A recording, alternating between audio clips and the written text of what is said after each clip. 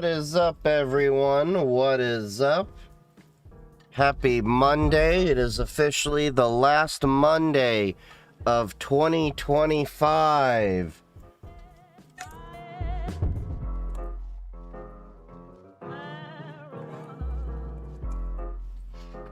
So, yeah, but I hate Mondays. I still hate Mondays. So sorry I was a little late to the stream today, about 45 minutes late. I had to finish up some stuff because I'm going to go back to school, get my bachelor's degree, all that. So hopefully, I plan to get that done by end of June, if possible. And latest, I'll shoot for end of the year. But either way, I decided it's time for me to bite the bullet and finish up the 4-year degree. Even though I've been in the field for, between IT and cyber, about 15 years. It's always weird to say that. Like, I'm going back to school after I have a CISSP, and then part of the school curriculum is they need you to go get certs like A+, Network Plus, Security Plus, and all that, and I'm sitting here like, I'm going backwards. I have the most senior cert, one of the most senior certs, and then they want me to get like beginner certs to do that. But yeah, what's up, VTuber? How's it going? Oh yeah, pulled up the chat. Probably should see that. What am I doing for New Year's? I honestly don't know. I don't know what my plan is going to be. We'll figure that out when we come to it. For some reason, my stream deck just went, a little bit off. Hold on.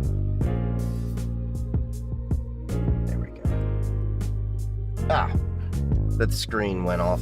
Anyway, so yeah, New Year's, I'm not sure what I'm going to be doing on New Year's Eve. New Year's Day, though, I am going to be planning on doing some streaming here, so it's going to be a mix. So the beginning of the day, I'm going to do some cleanup and stuff. I've been cleaning up the house and doing anything more, doing a lot more. Now that I got the desktop done, I'm trying to plan for the network upgrades. I'm going to have some content as I iterate through all of that. We first got to do the firewall upgrade. That's priority numero uno, technically priority 0 all this time, although, well, technically the desktop would be priority 0, then priority 1 would be the firewall. So anyway, the firewall, we're going to upgrade that, so I have to take my network down for a few minutes, take the memory out of the old firewall, put that into the new firewall, put the 64 gigs of RAM that I have planned into what is now the old firewall,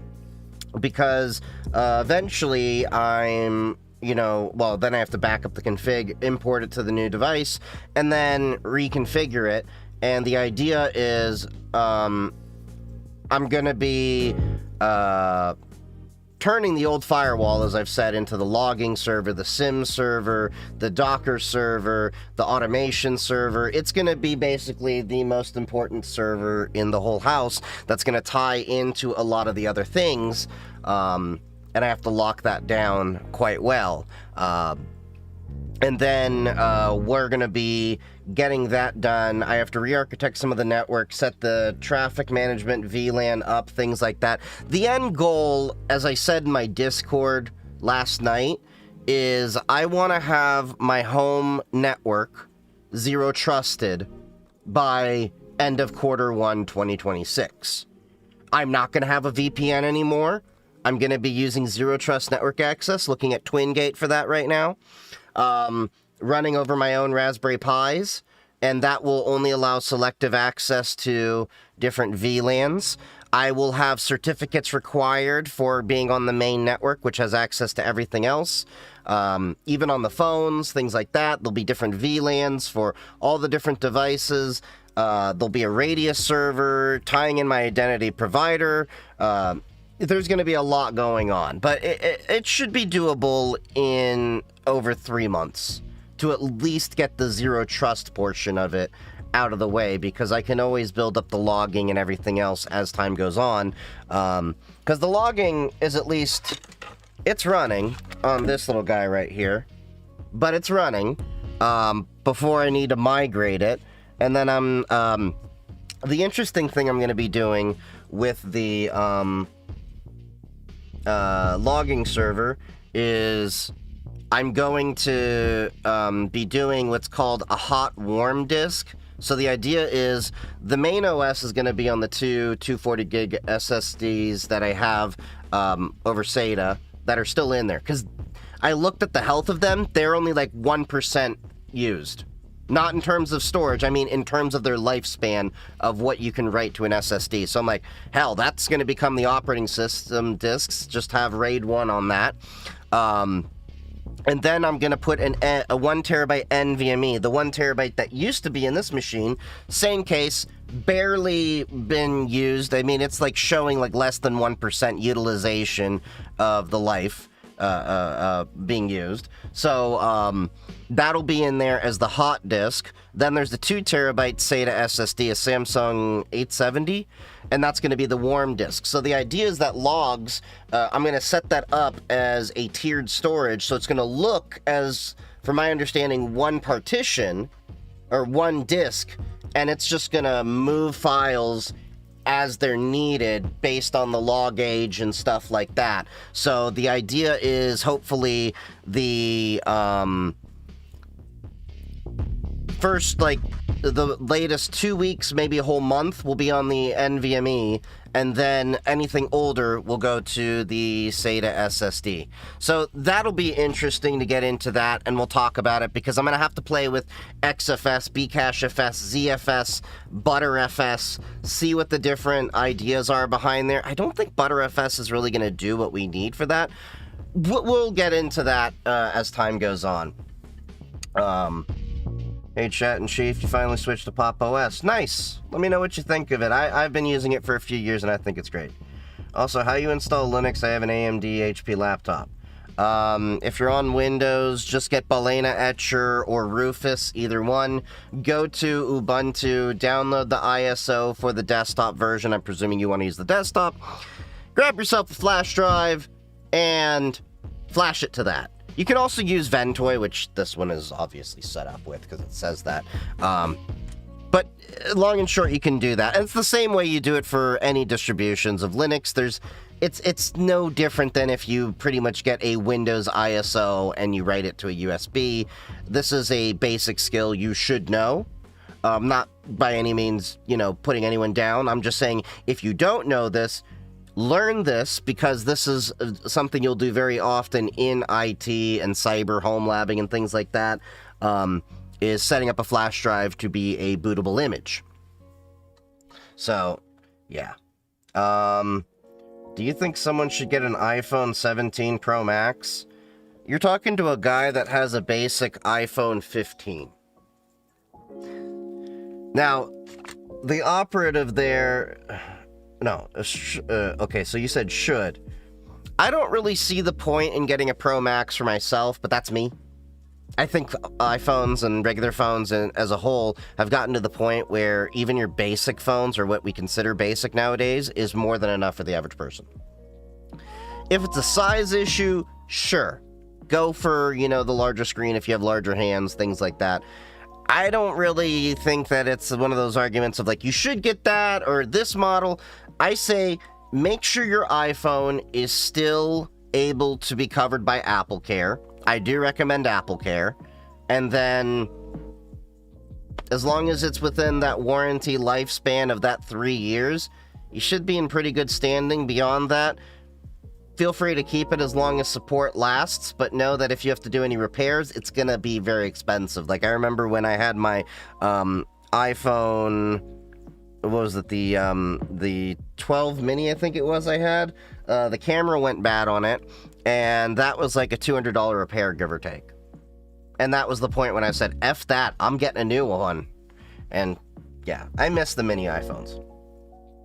As someone who's in school, but the credits didn't transfer when I changed, the first semester is rough. Bored out of my mind. Oh, yeah. Well, luckily, all of my credits transferred, and they accepted my prior associate's degree and my CISSP as well to knock out some courses. So my first few weeks are going to basically be just taking tests, testing out, and being bored. You know, basic computer ethics. Like, this is what's funny is I have to go take a class that, you know, part of the, you know, graduation criteria is getting your CompTIA A+, Core 1, and Core 2. Kind of basic shit for me.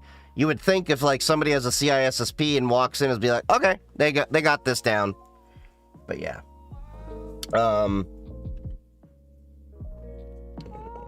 It's 2:22 and I am in a train watching. You're in a train? Which country? I do miss the train systems when I was over in Europe. Funny story. You ever get looks on a train? Because, well, you probably haven't done this, but I did. I almost got arrested in Germany for anti-Semitism. My Jewish ass. That's how, I did some things. Basically, what was it? I was on the train in Germany, and I looked at my dad, and we're with some, you know, friends of his that he does business with and all that. And I looked at him, and I'm like, when do you think the last time Jews actually enjoyed a train ride in Germany was? The looks that I got. And they're like, you shouldn't say that. I'm like, what? At least we're not in the cattle cars anymore.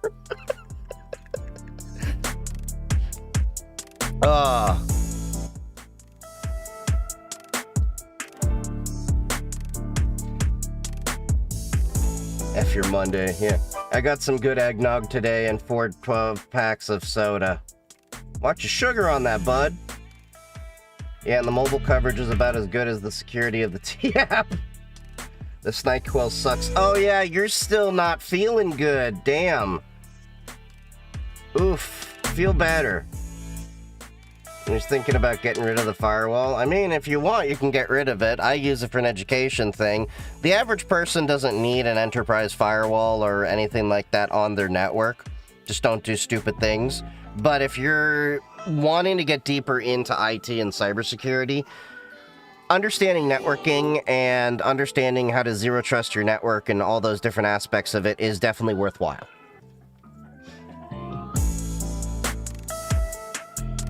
Check your DMs to see my cat sleeping in my sheets. I'll check those in a little bit.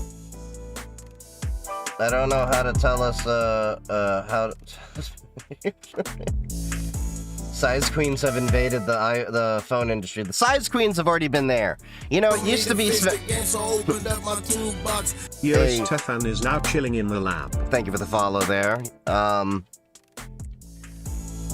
So you said size queens have invaded the phone industry. So I want you to think about this. It's kind of like we've gone the way of Rome.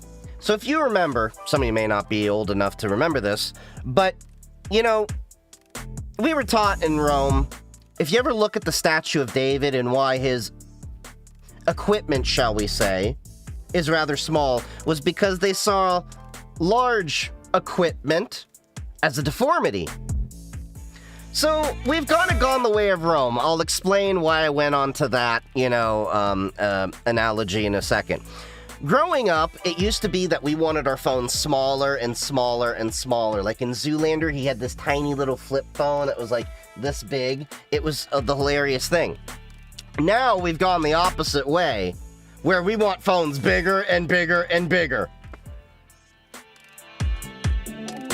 He would have been so popular in Rome.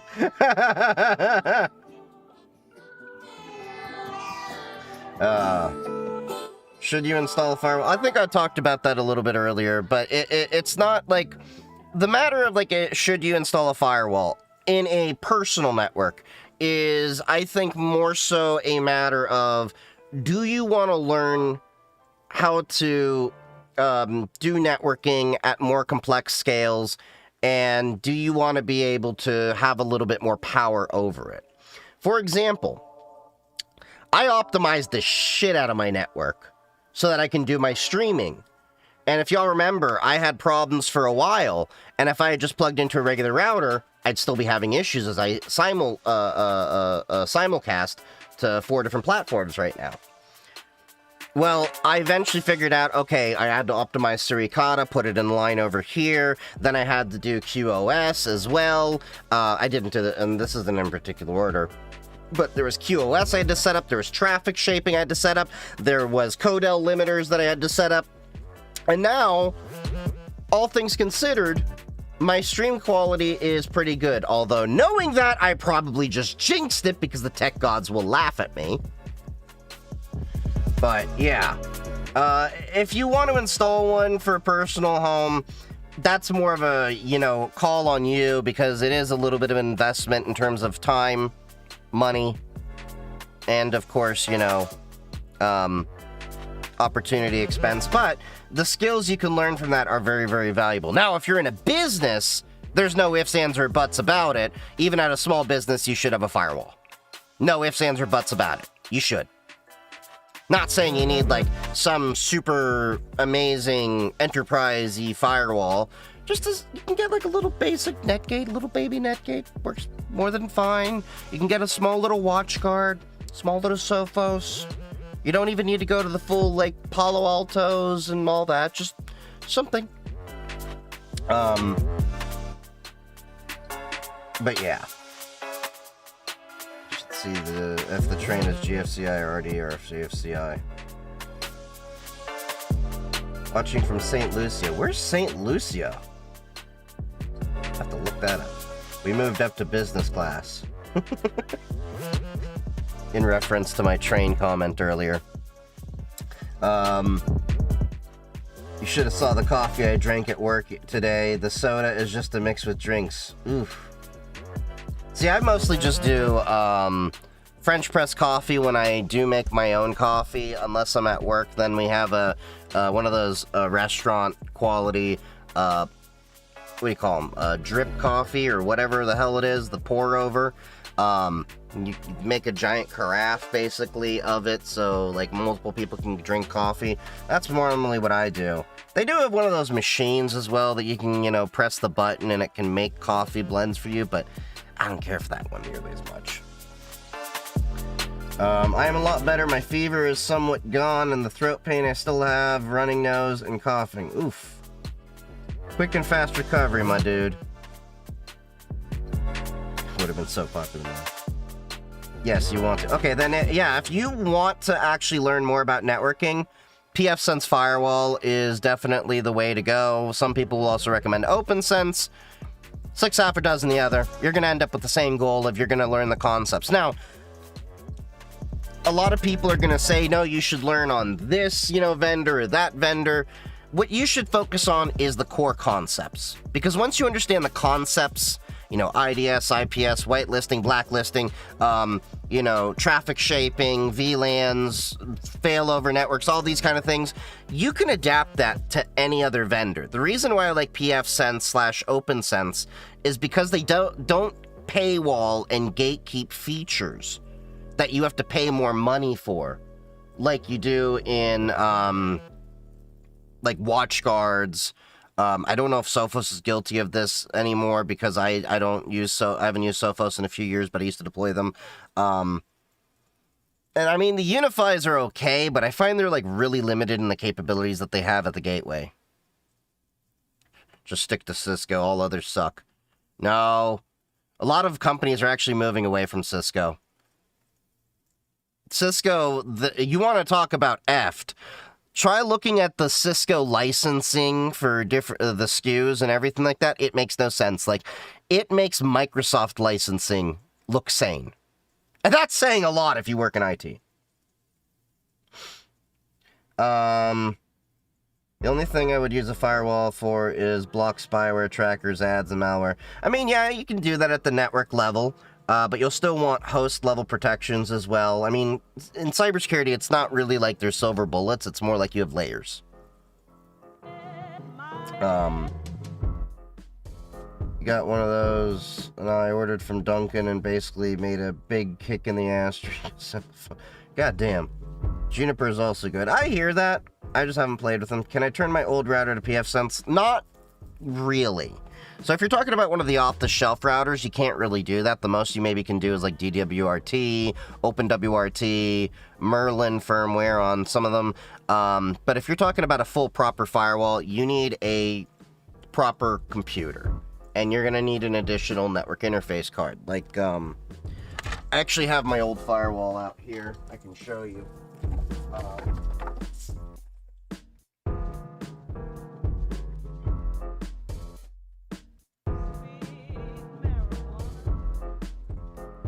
So I salvaged the network interface card that was in this, but basically, like, this Dell Optiplex, Core i5, forget how much memory is in here, but this is, like, overkill for a firewall. Just to give you an idea of, like, how low performance you need, the main thing you're going to want is you're going to want to get another network interface card. That's why that slot's missing there. I cannibalized the network card out of here because the one I had in my current one died, and I needed another one. That was Intel based. You're going to want an Intel network interface card, if anything, because they're just one of the most supported ones. Okay, yeah, it looks like there's 8 gigs of memory in here. But 8 gigs is more than enough. Like 16 gigabytes that I have in my current firewall is overkill. So yeah, just get one of these. Get Intel network interface card. The Intel iX 500, I want to say like 550, 510s, really inexpensive. The iX 226s and things like that, they're really great. Just slap them in. You can get a dual port for, I want to say 50 or 60 bucks. So all you really need, a CPU, like a Core i3 is more than enough. I'm running my firewall on an 8-core Intel Atom Server Edition, running at 2.2 gigahertz. It's very low end. You don't need a lot. Now, the more things you do with the firewall, the more performance you're going to need with it. The reason why I'm upgrading from that Atom processor to the Xeon D in the new box is because I want something called AVX2, which is an instruction set on CPUs that allows it to do processing, a lot better processing in bigger chunks. And Suricata really wants that for Hyperscan, because I'm noticing my rule reloads peg at 100% for 5 minutes twice a day, and then it goes back to 20 or so % usage. But yeah, that's the long and short of it. VMware also blows. Oh yeah, Broadcom has ruined that. Broadcom has ruined VMware. Cisco's latest packet tracer release was horrible for UI. Yeah, I never really cared for the Cisco packet tracer when I used to use that back in the day. Get a FortiGate firewall. It comes with an extra 10 free CVEs included. The problem is, when you're saying get a FortiGate firewall, that implies that you have to buy a FortiGate firewall. At that point, I think the cost to entry is a lot cheaper for pfSense/OpenSense, because all you need, basic PC, Intel Core i3, Atom, Celeron, whatever, network interface card, a basic, doesn't even need to be an SSD, a hard drive will do. You can even run it off a flash drive if you really wanted to be that way. And that'll take care of it. And then, of course, you'll need your access points for wireless, but I think you'd probably run into the same issue with Fortinet. Sup, Seeknay, how's it going, buddy? VMware and Broadcom ruined all licensing for educational platforms. So it wasn't VMware that ruined it per se. It was Broadcom's acquisition of VMware that ruined it. VMware used to be really great. I used to recommend ESXi all the time for people that wanted to tinker. Now I always recommend people go to Proxmox. Although I was always already recommending people go to Proxmox over VMware for a while, even before the Broadcom acquisition, because whenever there's an open source solution and it's reasonably effective, hell yeah, I'm going to go open source. And again, sorry I came on the stream a little bit late. I just was finishing up stuff as I had to meet with somebody for getting back to school and everything. But yeah. And then tomorrow I'm planning to hopefully be on stream again. Tomorrow will probably be a gaming night stream. and then we'll be on for New Year's Eve just because I was already planned for that. New Year's Day, I'll probably be streaming again later on in the day after I clean. Maybe do the initial firewall stuff I was talking about to prep it. And we'll be playing Expedition 33. I really did enjoy that game. Also, I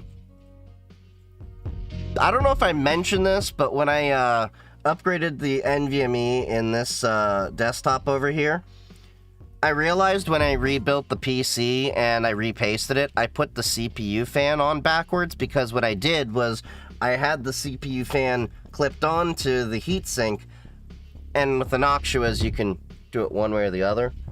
And I didn't realize that until I was, I had the case open, and I was, you know, looking at the fans to make sure they were spinning, and then, it was, blowing hot air on me. So, it is what it is. Semester 3, my school switches from VMware to Proxmox. The QOL was amazing. Prior to that, I had to convert everything for QEMU. That must have been interesting. But yeah, it's good that their schools are actually moving to Proxmox and everything. Watch all your stuffs. Mostly FB, but good to see you here. I'm not on Facebook. Are you saying my stuff's on Facebook? That's kind of weird. That's weird. I don't even have a presence on Facebook. I don't even account on Facebook. Oh no, okay, nice.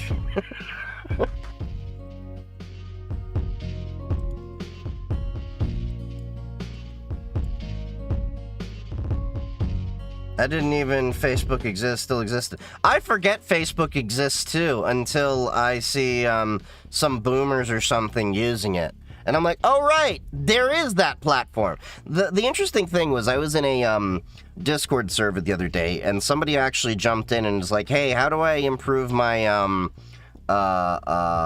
Facebook Marketplace? Probably the only thing too for me. But they're like, how do I increase my, you know, Facebook visibility? What are some hashtags I recommend? And I'm like, dude, Facebook hasn't really put emphasis on hashtags in years. And not only that, most people aren't really using Facebook. Especially in, like, the more techie space.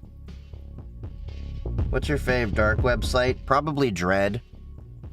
Because that's where you get to see some really funny stuff go down. It's like Darknet Reddit. I don't get on the Darknet too much anymore. Just haven't had time to really do that perusing. People definitely go through the FB Marketplace. Yeah. I need to set up an account there just so that I can go and get some of the hardware deals that I keep seeing and everything. That seems to be at least the one thing that's worthwhile.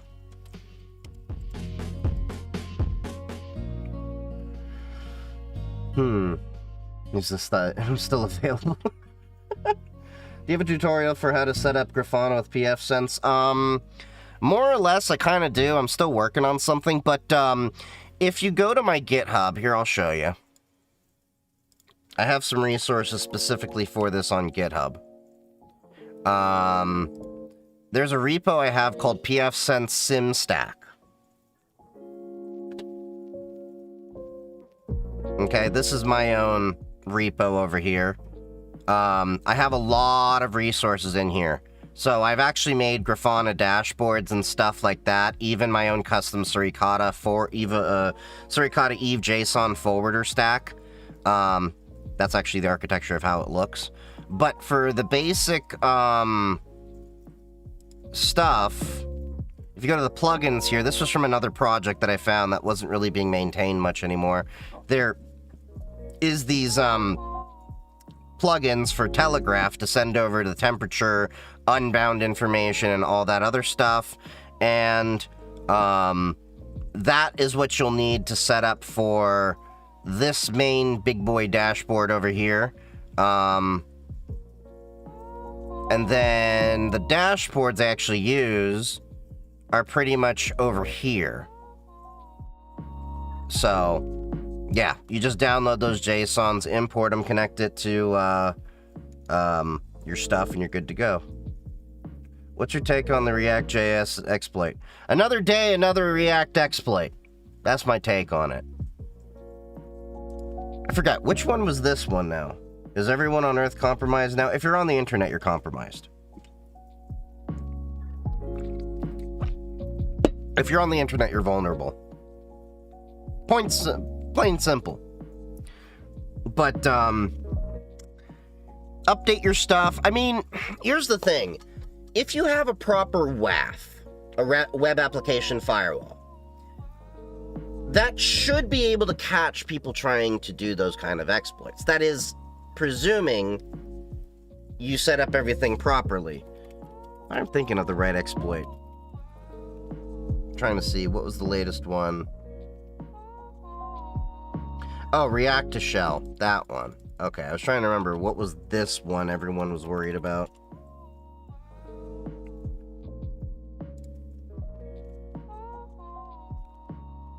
What you need to know, React server components. Okay, so if you're running a React server, I mean, maybe a lot of companies do that with their stuff, but I think there's already patches, yeah.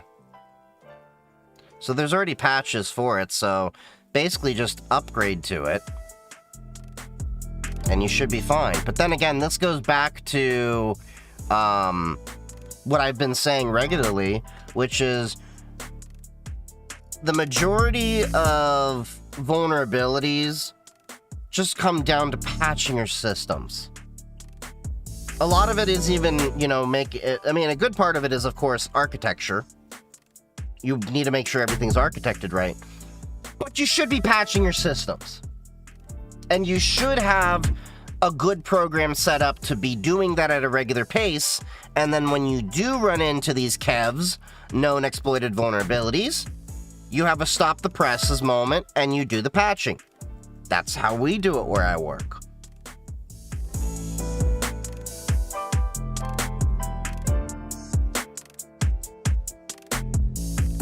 Look for one that isn't patched. Well, that's just a matter of hitting it and then seeing, do you get anything? But yeah.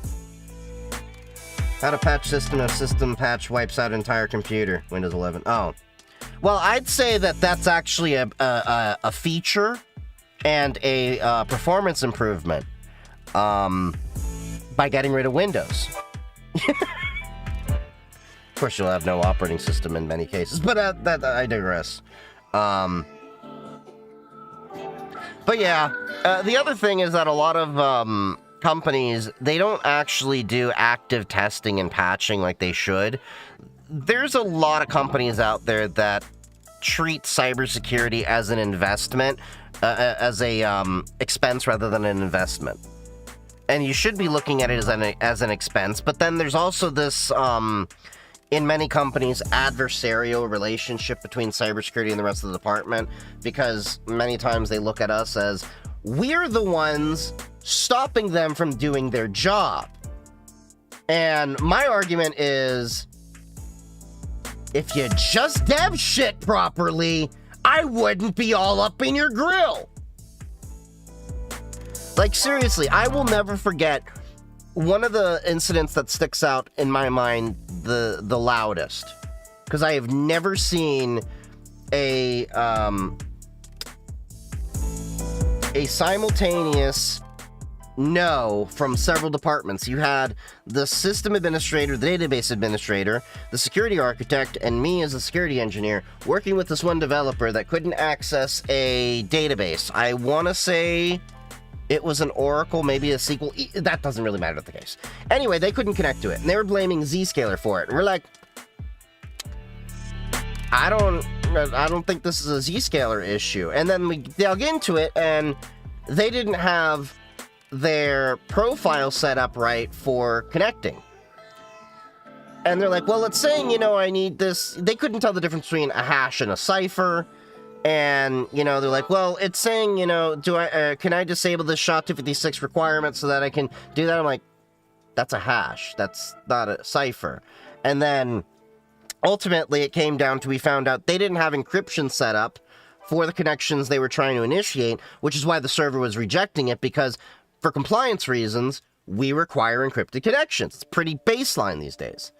And they had the audacity to say, well, can we disable the encryption so I can get the connection working? I literally saw the database admin, the security admin, security architect, and me all come off mute and immediately say, no, we're not doing that. And they didn't learn how to actually, they actually learned how to do a basic encrypted connection, which blows my mind that you can go and be a developer and not learn any of this basic shit. Like, what are they teaching devs in these classes and everything? Just if-then statements, but not how to actually do your damn job? Cybersecurity is like such a common thing that we should know and teach more about, from the social engineering side of things to the base requirements of how things operate. I'm not saying you need to, know the ins and outs of BGP and, what is it, OSPF, I think it is. You don't need to know that level of things, but you should know how the things work. Is SSH certs not a common thing in ComSci? No, apparently not. Apparently not. That was shit that I learned on my own in my early teens. Just effing around with Linux. Hey, did you get any Steam Deck sales games? I only got Expedition 33 on sale. I'm actively trying not to buy any new games because, fam, we gotta go through my game library and finish the games that I have now. I still haven't done Red Dead Redemption 2 all the way through. I still haven't done Borderlands 4, Borderlands 2 or 3 either all the way through. I still haven't done some of the newer Doom games all the way through. There's a lot of games that I'm like, I need to finish these up. So we're going to be doing some more gaming on Linux streams and all that. Do you play our Red Dead Redemption? Of course! I only do my gaming on Linux. If it doesn't work on Linux, I don't bother with it at this point. I'm not running Windows as my main operating system, not because I'm trying to be stubborn or anything, but because Windows actively pisses me off. It's slow, it's clunky, and it's just a pain to manage compared to Linux. And I know some people are going to be like, what? Really? And I'm like, once you actually start managing Windows, Linux, and Mac systems on a day-to-day, you'll understand what I mean. Still stuck on Fable? No, I've gotten all the Fable games done. That's done.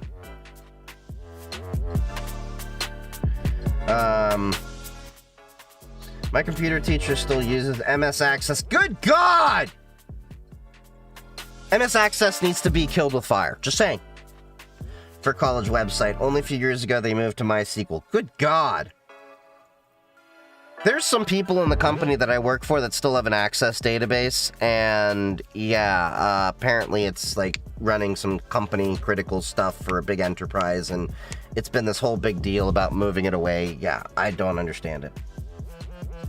My grandfather was a doctor of mathematics for Pitt University. He did some theoretical stuff with threes. With threes? What do you mean by that? With the, like the trinary, or whatever it is? My last university used SSH in the ComSci program while I was there from 21 to 24. Yeah. What do you recommend when my common is Windows lovers? I don't know what you mean by the common. You mean company? Here's the thing I will say. No one actually likes Windows. And anyone that does needs to go to an insane asylum. The reality is, the average person tolerates Windows. The thing I will tell people is that, and I've said this before, no one actually uses an operating system. An operating system's job is to boot up, initialize the system, and interface with the hardware, and then you use your applications. Nobody uses an operating system. They use applications that happen to run on top of the operating system. An operating system should just be there to run the applications and get the hell out of the way. The problem is, Windows gets in my frickin' way so many damn times. So, the reality is, and you'll see this argument constantly, nobody makes the argument that Windows is better, except in the case of application support. But that's an argument that's starting to dwindle more and more and more as time goes on. So, the reality is people tolerate Windows to be able to run the applications that they actually use. They're not liking Windows. Nobody actually likes Windows. Most system administrators, when they actually have worked with both Linux networking and Windows networking, will pick Linux networking if they had to put it up themselves. But of course, we use Windows networking because we have all these apps that happen to run on Windows, and ultimately the applications are what we need to do for our line of business and everything. Are you on X11 or Wayland? Just tried to play a game on Wayland and it was horrible. I'm still on X11 with Pop! OS 2204. I don't plan to go to Wayland until Pop! OS 2604 comes out around April, May. And then we'll see where I go with it. That's when I'll be adopting Cosmic and everything. The only reason I'm not doing it right now, even though Pop! OS 2404 just got released, is what's the point? 2604 is right around the corner. I'll wait a few more months, let them figure out more of the bugs, and then go with 2604 and call it a day.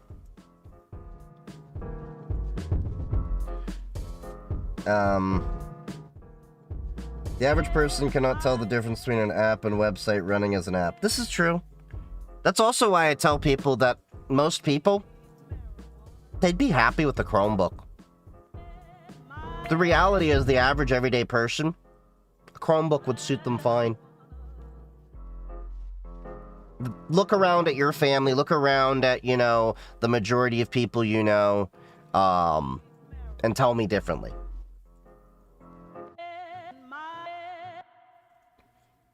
But Chief, don't you want the OneDrive pop-up asking you to sign in and save your stuff? No! I like the fact that I have Blink Disk, which is now handling all my backups for my, Windows and Linux workstation over here. I have it going to my NAS, and then I have it going to an S3 bucket to back up all that stuff with encrypted at rest encryption that's done client side. So I have control of my keys. It works for Mac, Windows, and Linux. Yes, I am affiliated with them, so just giving that disclaimer. But the software's open source, okay? You can go to their GitHub and view the code. They make their money on their hosted storage solution, which you can optionally use, or you can do what I did, which is I have it running on all of my own infrastructure. Pick your poison. But that's the choice that I like. I don't like this Apple iCloud or Microsoft OneDrive lock you into an environment and suck money out of you every month and then make you think that there's no other choice but these platforms. I like to have a platform that can support Mac, Windows, and Linux and have the same flow no matter where I go. I pretty much use a lot of the same tools if I go on Mac or if I go on Windows. Although Windows, admittedly, is Windows subsystem for Linux. But I digress.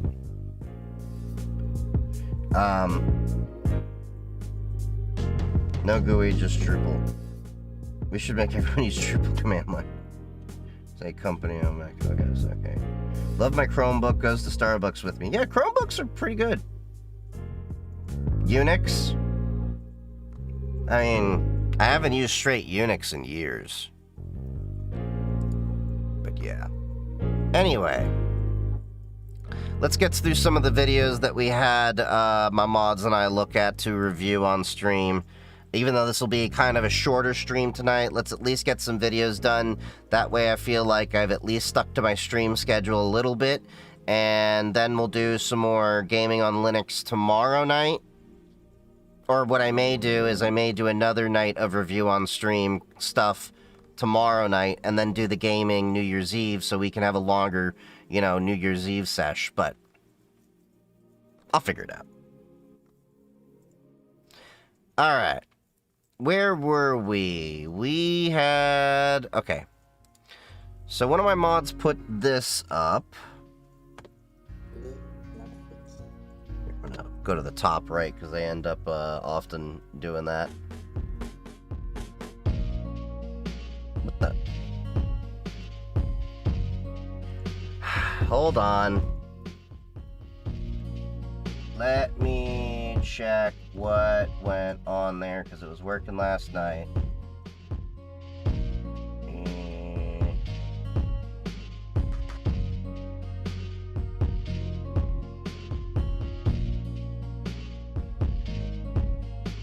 Hold on. Did my display kick out? Okay, it's seeing it.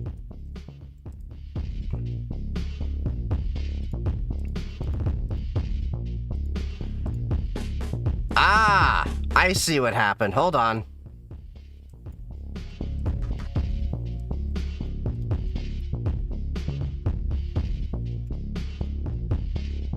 Hold on. I made a script so that I could actually have it switch whenever there's, the, capture card on and stuff like that. It's a streamer thing I was doing. So hold on. I gotta remember what repo I dropped this into. NVIDIA capture card. Probably be that one. And then...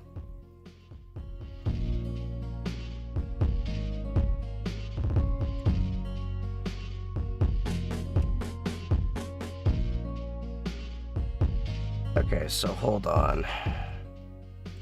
Do you remember NeoTrace? I do not. What about deploying a meme coin? Hell no! We're not going to be deploying a meme coin. We only do things with actual utility around here. The original meme coin was alright when it came to Dogecoin and everything, because that was originally, you know, not meant to be serious, and then somebody actually came around and was like, let's get rich quick with this!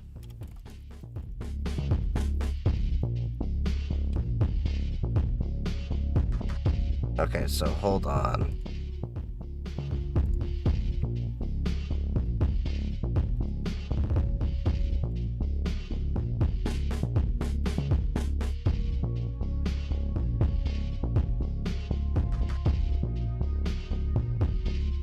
What was your BattleNet username? I think it's still Chief Geek 3D. Although I haven't been on BattleNet in a minute.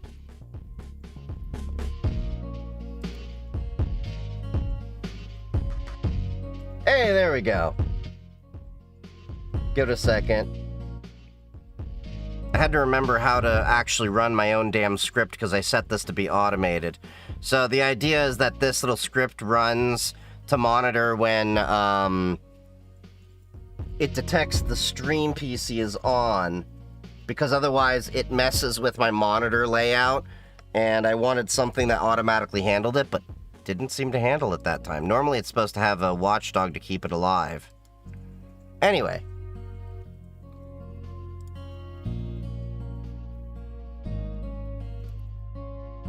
Alright, so let's get the audio set up.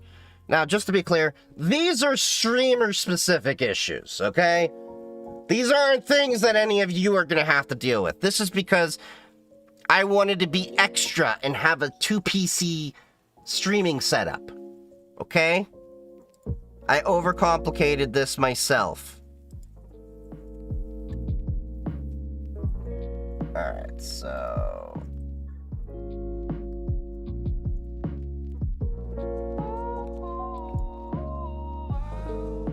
Hold up.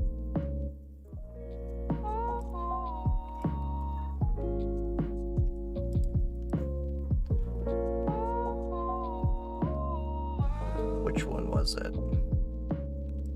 Was it 2?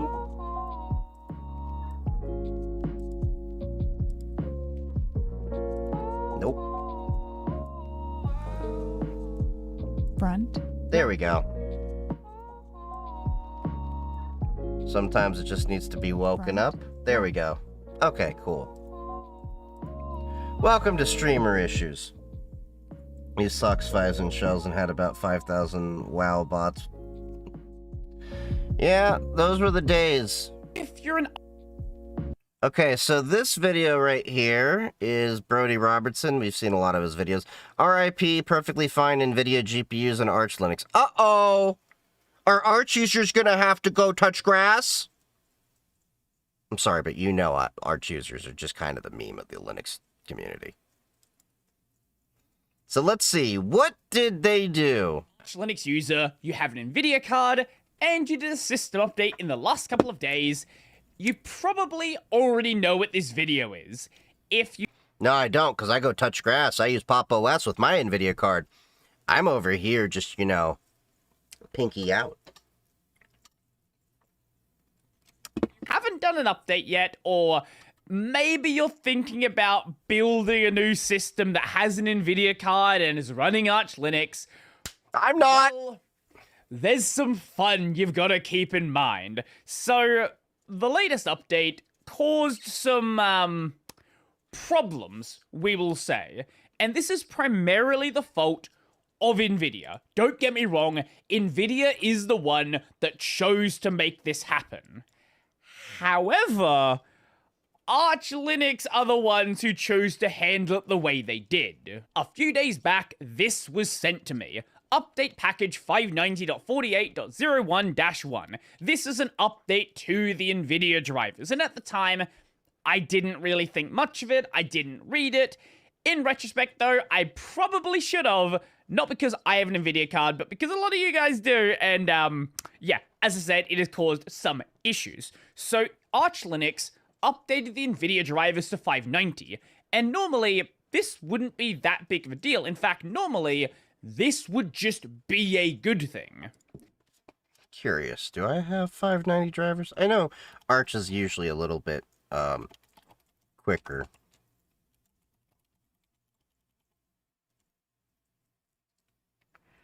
I'm just curious. Sudo apt install NVIDIA.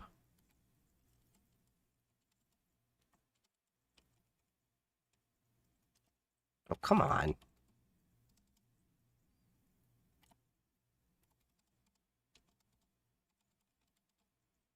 Oh, you need driver, isn't it? Okay, couldn't remember the syntax. Nope, we still got the 580. So I'm on 580 open right now for my 5070 Ti. All right. But that'll be coming down the pipe. Require making a news post. These are duplicated on the Arch Linux website, and if you want to see them in your terminal, there are tools like Arch Update to go and see them as you do an update. Personally, I don't think a tool like this should be necessary. I think this should be something built directly into Pac-Man, so it's either on waka waka waka. You can toggle it on so you can actually see what has changed when you go and update. So many people have no idea that Arch even posts news. Now, I'll talk about the news a bit later, but Arch tends to miss a lot of things as well anyway, so maybe it wouldn't be the perfect solution in the first place. So what is... This is also why I don't recommend new users use Arch. The latest driver update, Turing is the oldest supported GPU series. That means both Maxwell, your 900 series, and Pascal, your 10 series, is, no longer supported. Cards like your 1050 Ti, your 1060, 1070, 1080, you know, the 10 series cards. Now, the reason this is a big deal, even though these GPUs are going on 10 years old as of next year, is quite a few people... Good God, 10 years?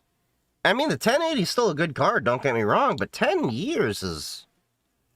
so quite a while. So... if I'm understanding this right, they're defaulting to the open kernel modules, which I'm using the open kernel modules. Apparently I needed it for the 5070 Ti. You can't use the proprietary ones. But you have to use the proprietary kernel modules to get the older Pascal GPUs to work.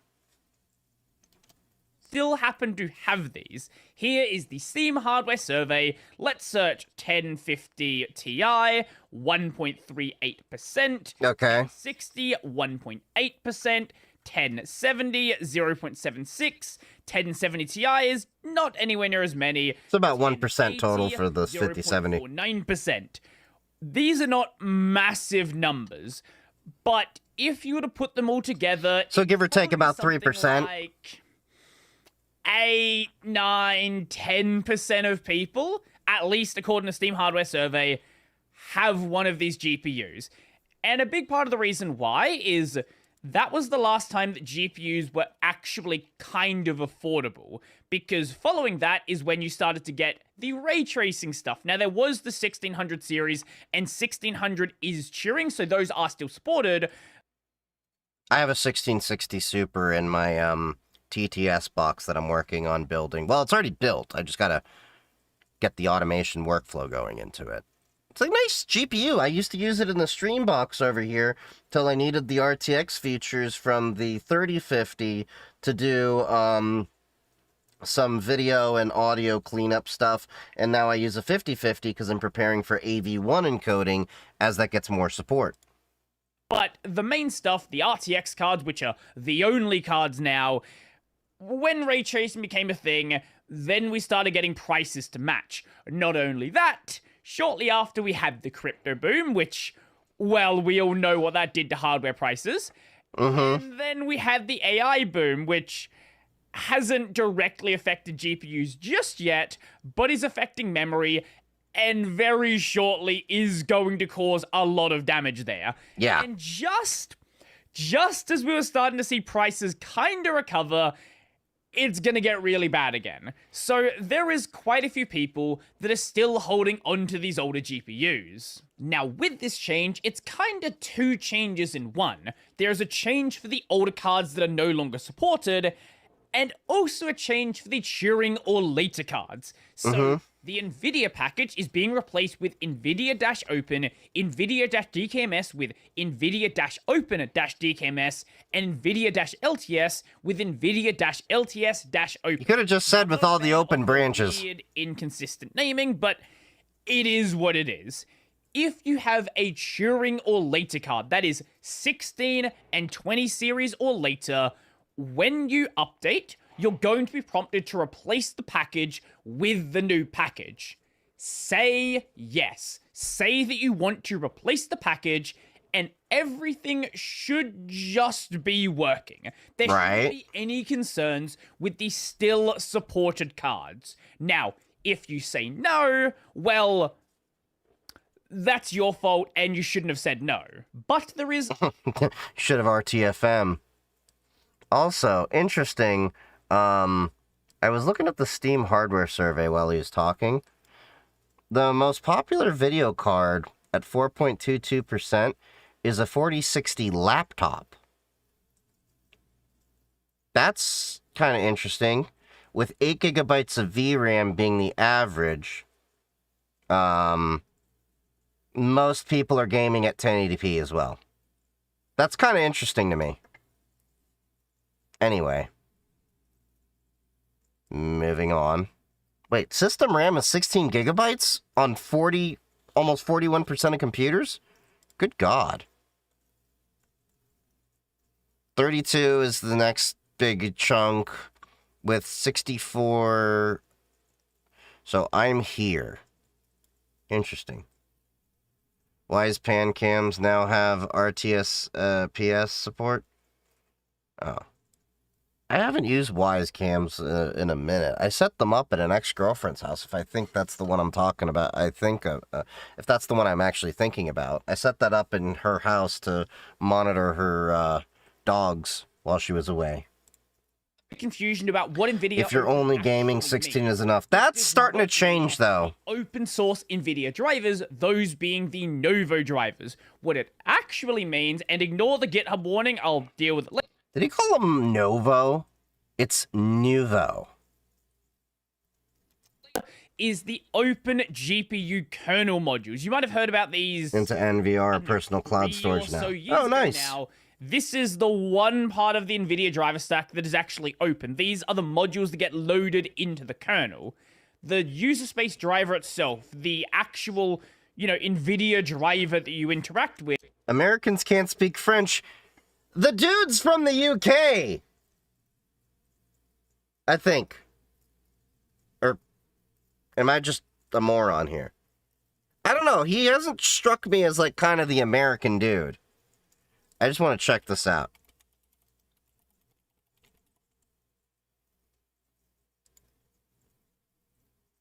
He's got a website. So let's see.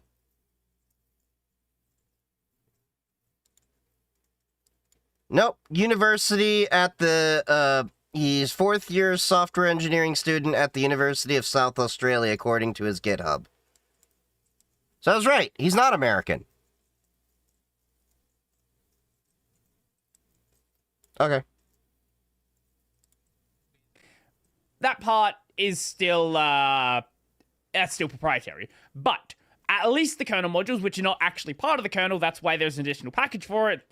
NVIDIA is a whole mess. This is open. And this, for a while now, has been what NVIDIA has been saying is the official way of handling the GPU drivers. I don't have an NVIDIA card to test this, but I have seen some people say that when they swapped over to these modules, it did lead to some level of performance reduction. Other people are saying that there's no problem whatsoever, so it might I didn't notice any problem. It might be configuration-based.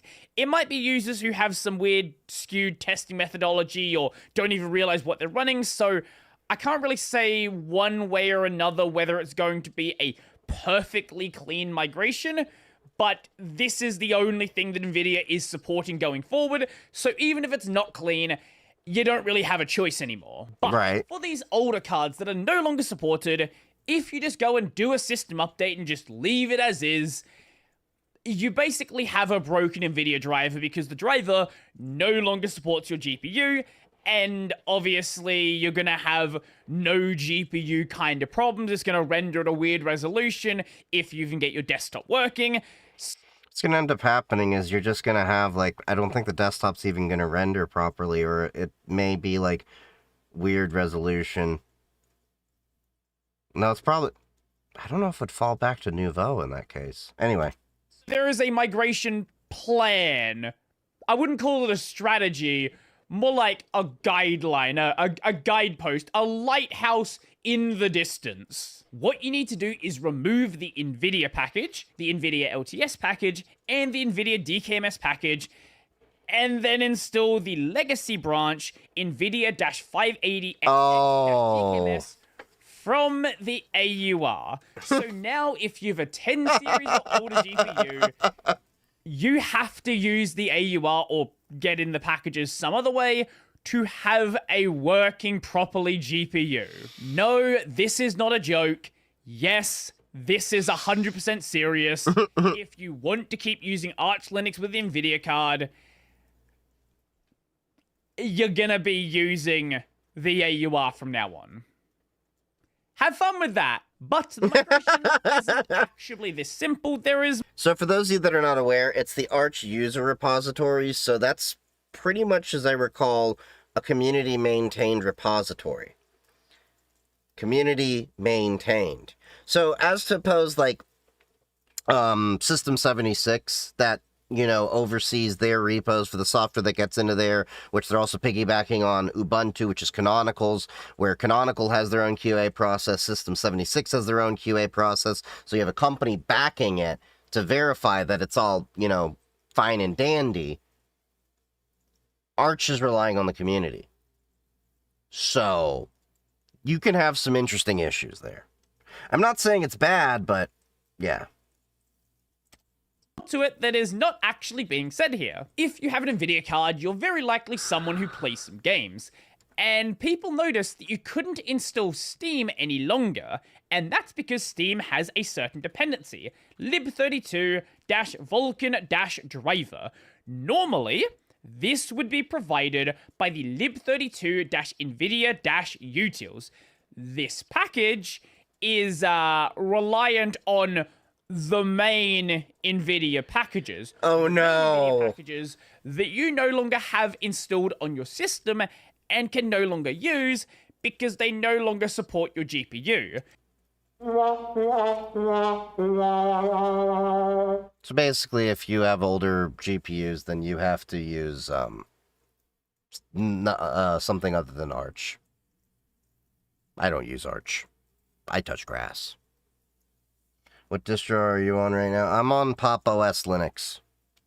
The solution to this 2204 is specifically. AUR package, that being lib32-nvidia-580xx-utils. This will also provide the 32-bit OpenGL driver as well, which for various things you might possibly need. No, Now, I don't have Cosmic yet. migration I'm letting isn't them actually figure out the bugs as before I simple as actually just switch over to that. replacing the I'll package. switch over So with you're going to have to do 2604. some force removals because you're going to have things that depend on these packages. So you've basically got to remove the package first, breaking all the dependencies, and then bring in the new package, and then reboot, and hopefully you're all good.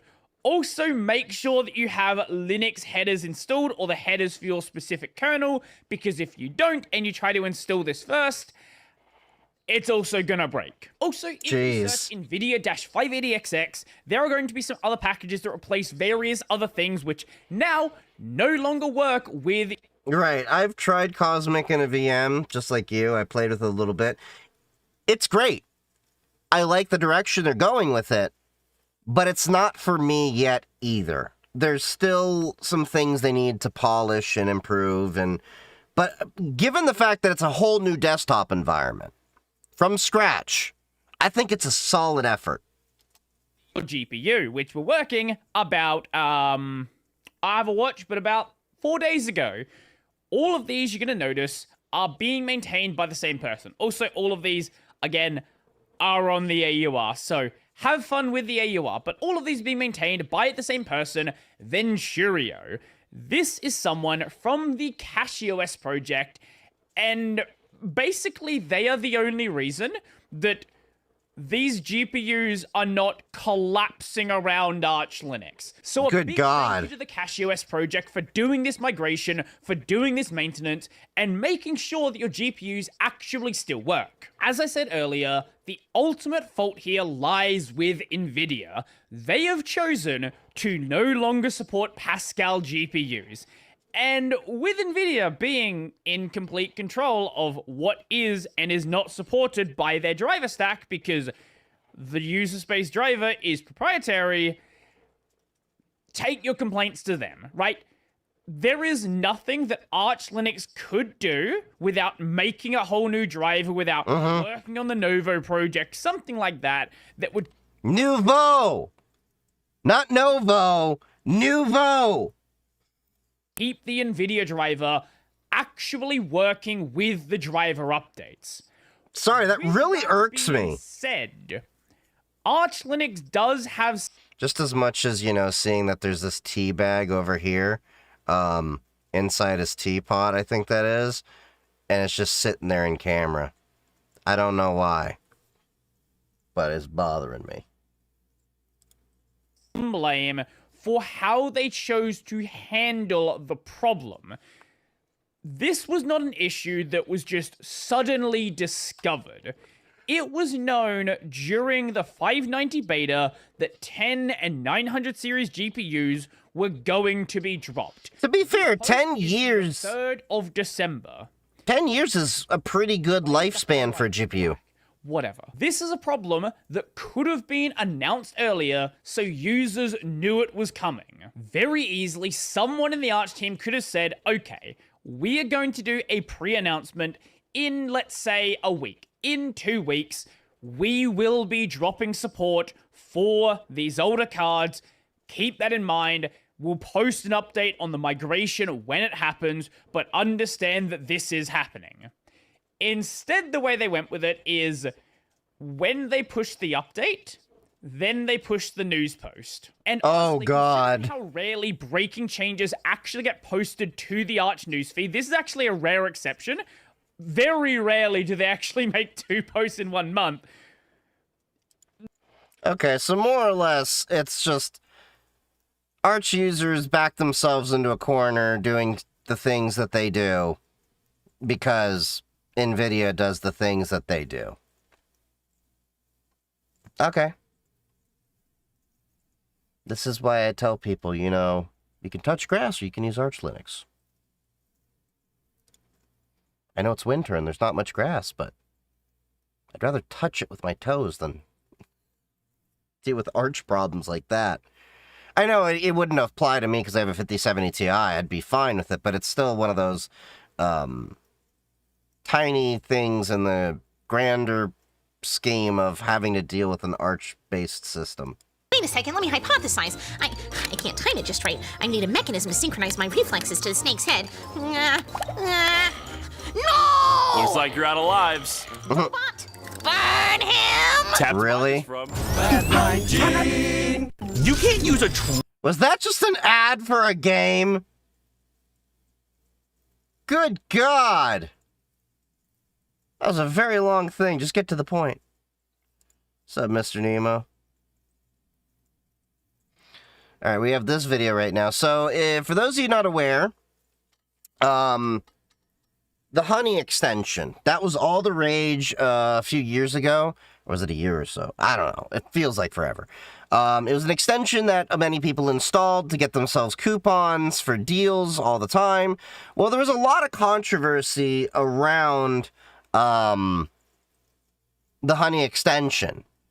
And apparently the guy that exposed it is getting into serious trouble because PayPal's actually going after him.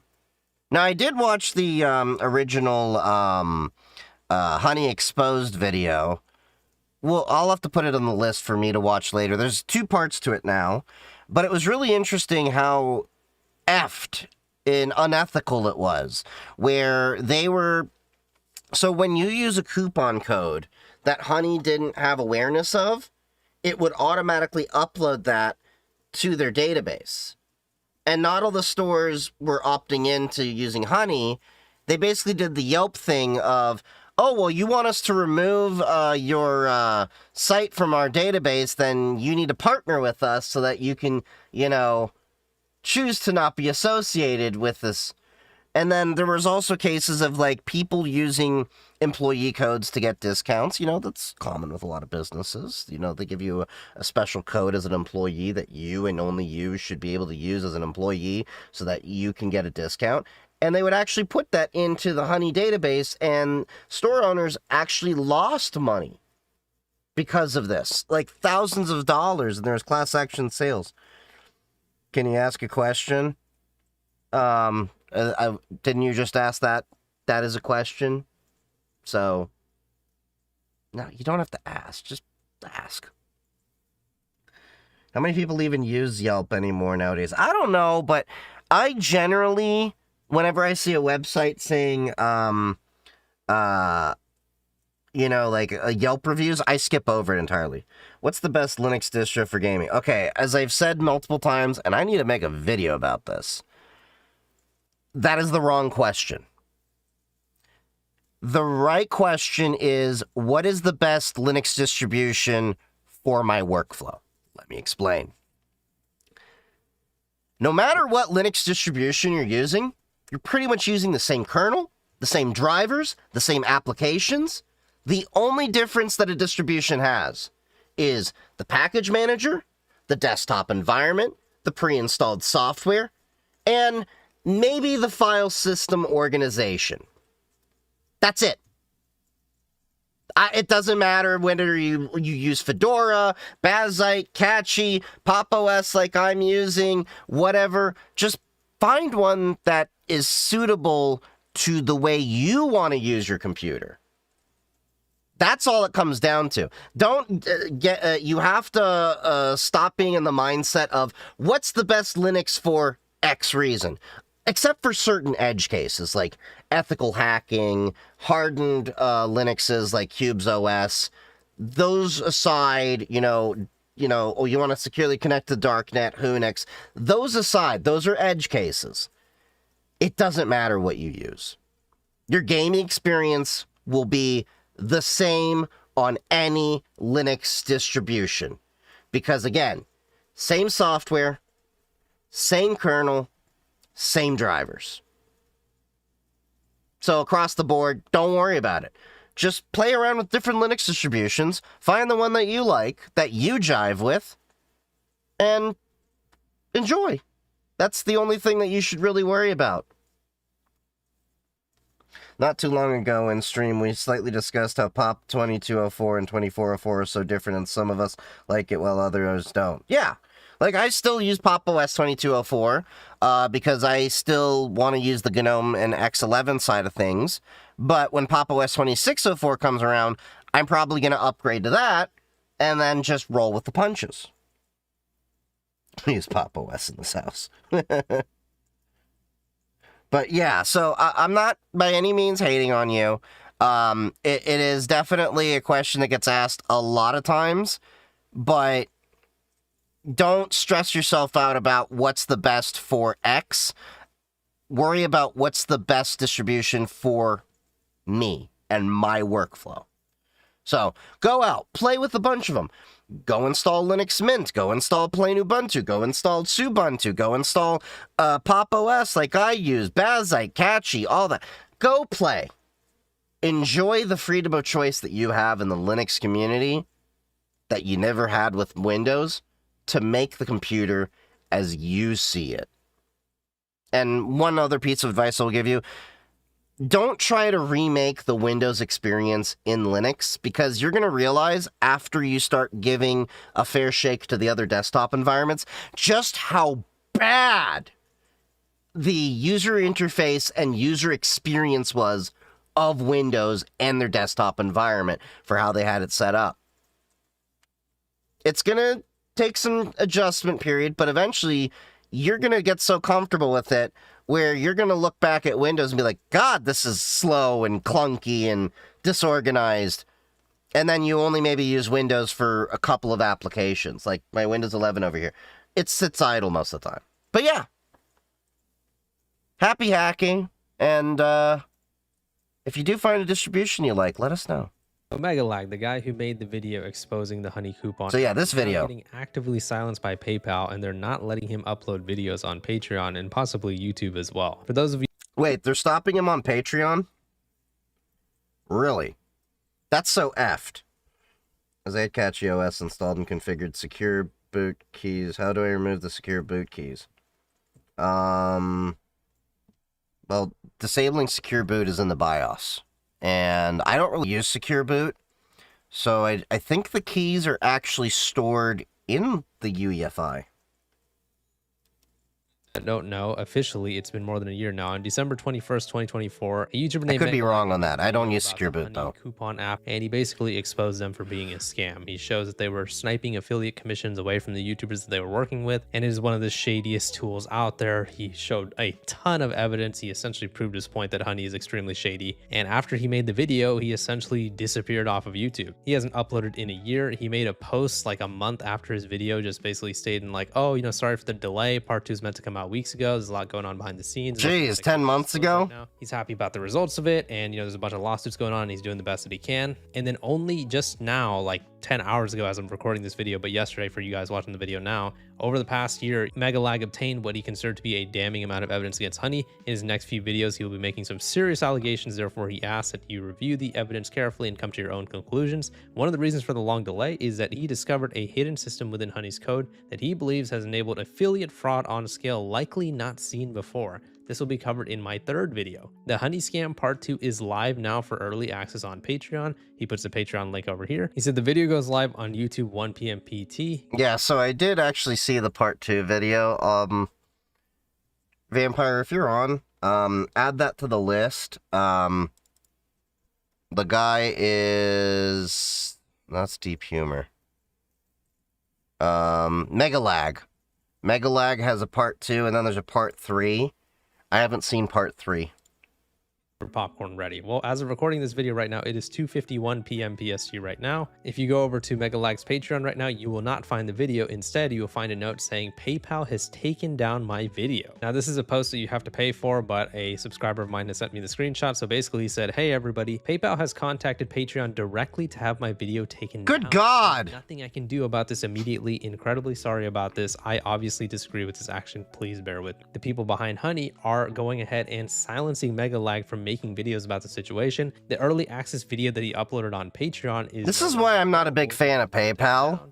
Like, I begrudgingly have to use them, but I don't want to use them if I can avoid it. Obviously put something in the edit if he manages to upload it today, but I don't think he will. Post-editing deep humor here. I'm a little older, a little grayer, but Megalag's video has come out now. PayPal actually sent Megalag a cease and desist, basically stating that he needs to stop making videos and stuff. And Megalag has actually made a little bit of a note in his video. I was actually watching this video yesterday when he put it out, and he actually didn't have this part that you're seeing on screen in the video. So this is something where they were actually trying to stop him from uploading on Patreon, on YouTube.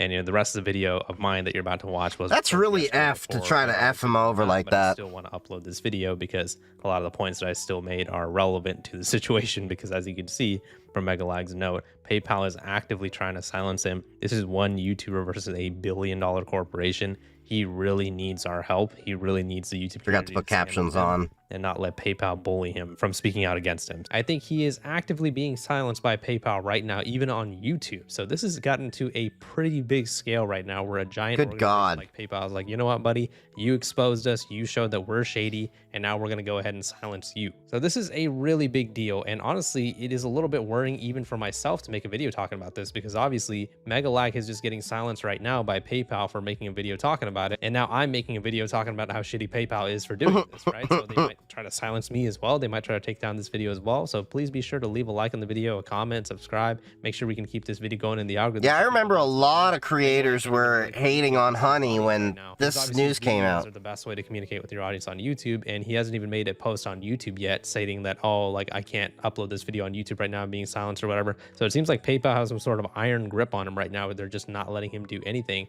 Grabbing him by the cojones and twisting onto Patreon, and gave him the old dick twist. Upload it on YouTube either. According to him, there's going to be extremely serious allegations. It could cost PayPal billions of dollars. Honey has already lost so much money because of Megalag's original video. According to some sources, they say that Honey lost roughly 3 million of its 20 million users within 2 weeks of the allegation surfacing. That is a super... That's not enough, though. Those are rookie numbers. We need to up those numbers, baby. Large chunk of your users to lose after... PayPal's an OG, so if I was them, I'd not be messing around. Google even updated their policies for extensions. Well, PayPal shouldn't be doing this unethical bullshit. Disallowing extensions that claim affiliate commissions without providing discounts. So basically, Honey had to do an update to their extension to stop claiming affiliate revenue in cases where they are not able to provide a discount. So basically, they had to correct that specific scam that I forgot Google had to update their terms of service specifically because of the Honey scam. Do you know how bad that is? That Google has to turn around and then say, yeah, we need to fix this. And then that basically proves, yeah, they were doing some no-no stuff. Talking about. By May 2025, Honey had lost over 4 million users, and similar class action lawsuits had been filed against industry competitors that had allegedly used similar practices such as Microsoft Shopping and Capital One Shopping. Point being that Megalag's video had huge ramifications for Honey and pretty much all affiliate shopping discount systems in general, and his video made waves. People were talking about it on YouTube, Twitch, there was articles written about it. It was a huge deal last year, and it trickled over into 2025 as well, and we're all eagerly waiting for part 2, and it seems like for the foreseeable future we're not going to get it because PayPal is actually trying to silence this guy right now. They did get the video finally released. This is a little bit older.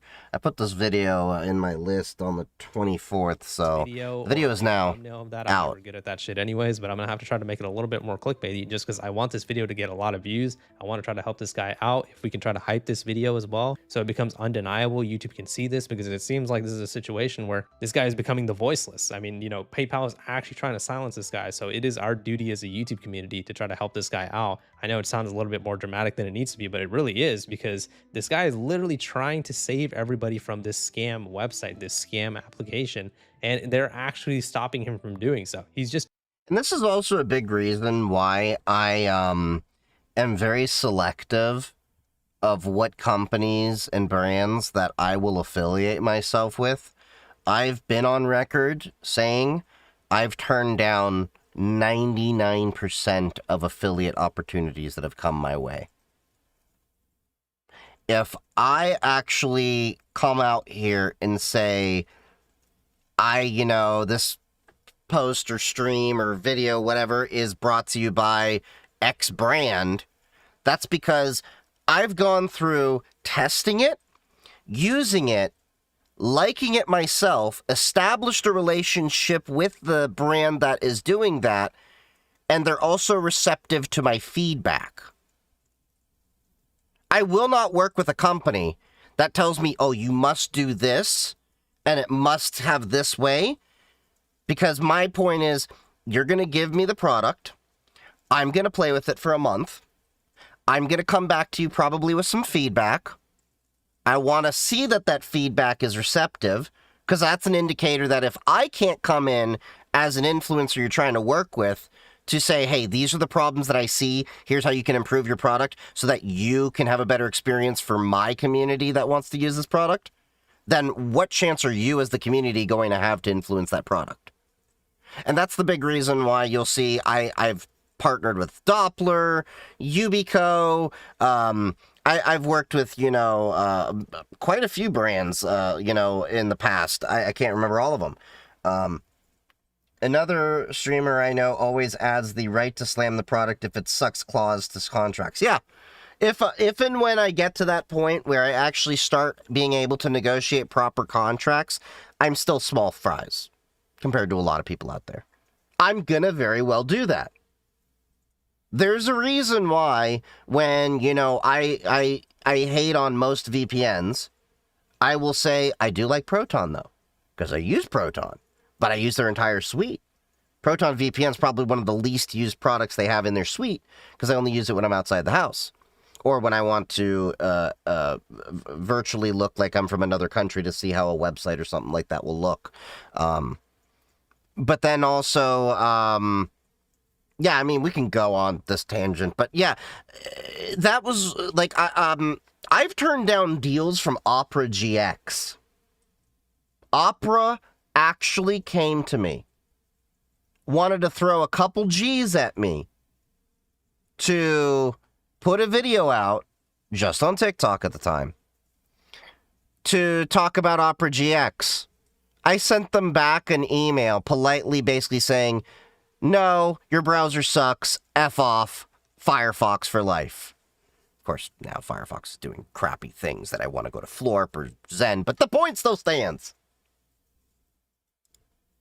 YouTuber. He's just a regular guy who did a lot of research, made a video, and he's going to be going up against this freaking billion-dollar corporation, multi-billion-dollar corporation in PayPal, and they're actually going to try to silence him from making a freaking YouTube video. He can't make a Patreon video. I assume they're going to be trying to legally silence him in some sort of way. Oh, they probably are. I don't share too much about the details of what's on his Patreon because obviously, out of respect to him, obviously he wants that type of stuff to be paywalled. But in this specific video that he made in March, which we remember was about 3 months after his original video, he was basically talking about why part 2 of the Honey investigation didn't come out. And he was stating in that video, again, I'm not going to say all the details out of respect to him, but he was stating in that video, he had this conversation with the Honey developer, Ryan Hudson, and that guy was basically implying that he's going to sue Megalag, that he got everything wrong in his video. It started off with a very cordial conversation, then it started to get really hostile. So obviously he has to deal with situations like that. Obviously he is also involved in some of the lawsuits that are against Honey as well. So it just becomes a situation where he has all of this time that he used to have to make videos is all being consumed by this Honey investigation.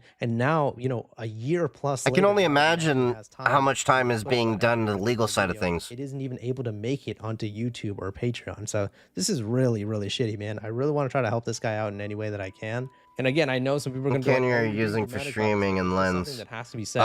This type of whistleblower Sony situation, which is basically when someone takes a giant risk to expose something about a corporation. And I forget what the lens is in there. It's just one of the basic ones that came in a kit. Get into that too much. You guys know exactly what I mean. But it should be. And they also have a remote around here somewhere for me to control it. Health. He wants to make videos. He seems like he's in good spirits. Everything seems like it's good. So I don't want this to be a situation where like these companies think that they can just make somebody go bye-bye because they're speaking against them. I know some of you guys are going to be like, oh, you're being dramatic or whatever. Trust me, man. This is the type of stuff that happens in the world because remember, his one YouTube video cost Honey potentially millions, if not billions of dollars.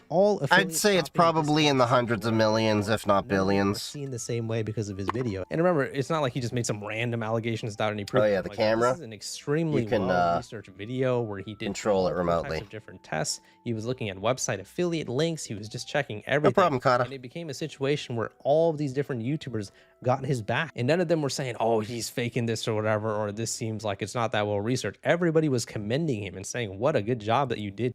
Yeah, I don't know of any creator that was going negatively. I do know there was some side drama relating to Linus Tech Tips. I don't remember the specifics about it with Honey. But there were people calling him out because he didn't talk about this or something like that. And then he said that he did. I'm fuzzy on the details, but I remember there was something about it. But there was he said that there's a reason why we ended our partnership with them months ago before this happened or something like that. I don't know the details, but that was the only, I guess you could say, negative thing from YouTube creators. But not really. It's more of a side drama kind of thing that happened because of this. But anyway. Expose this thing, because as he showed earlier in this video, look at how many different freaking YouTubers were sponsored by these guys. These guys, Honey, the freaking browser add-on thing, they took over the freaking world at one point, and it even resulted in a lot of the people that were previously sponsored by Honey being like, damn, I saw Megalag's video and now I realize these guys are full of shit. So it was a real eye-opener, not just for the viewers themselves, but also for the YouTubers that were promoting this thing as well. Because remember, the Honey thing became huge, especially hopefully it became a learning lesson for all those creators to actually look into the companies. Video, this guy freaking slammed them down and it was like, yeah, you guys are scamming shit, I can prove it, and now they're trying to silence him from doing so. Sorry if this video was just me yapping, but like I said, I just want to try to do my best to help this guy out. I don't know how I'm going to title this video or whatever, but at this point, this is bigger than you and I. This is about helping this guy out and trying to help him battle this freaking billion-dollar corporation that's trying to silence him. So let me know what your guys' thoughts are on the situation in the comments. It seems like Megalag is ready to post part 2, but it seems like he already has part 2 out. I saw it the other day. We can rewatch it sometime. But yeah, it's interesting that a year later that PayPal is doing the things that they're doing. I don't know. We have another video here. The $1 billion race to replace Windows.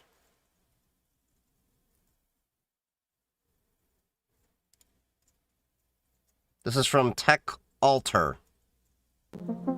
You must have noticed the trend by now too. PewDiePie, Linus Tech Tips, The Verge and beyond, everyone is talking about switching to Linux. Their comment sections seem intrigued for once as well, and gaming especially seems to be making a breakthrough on the platform.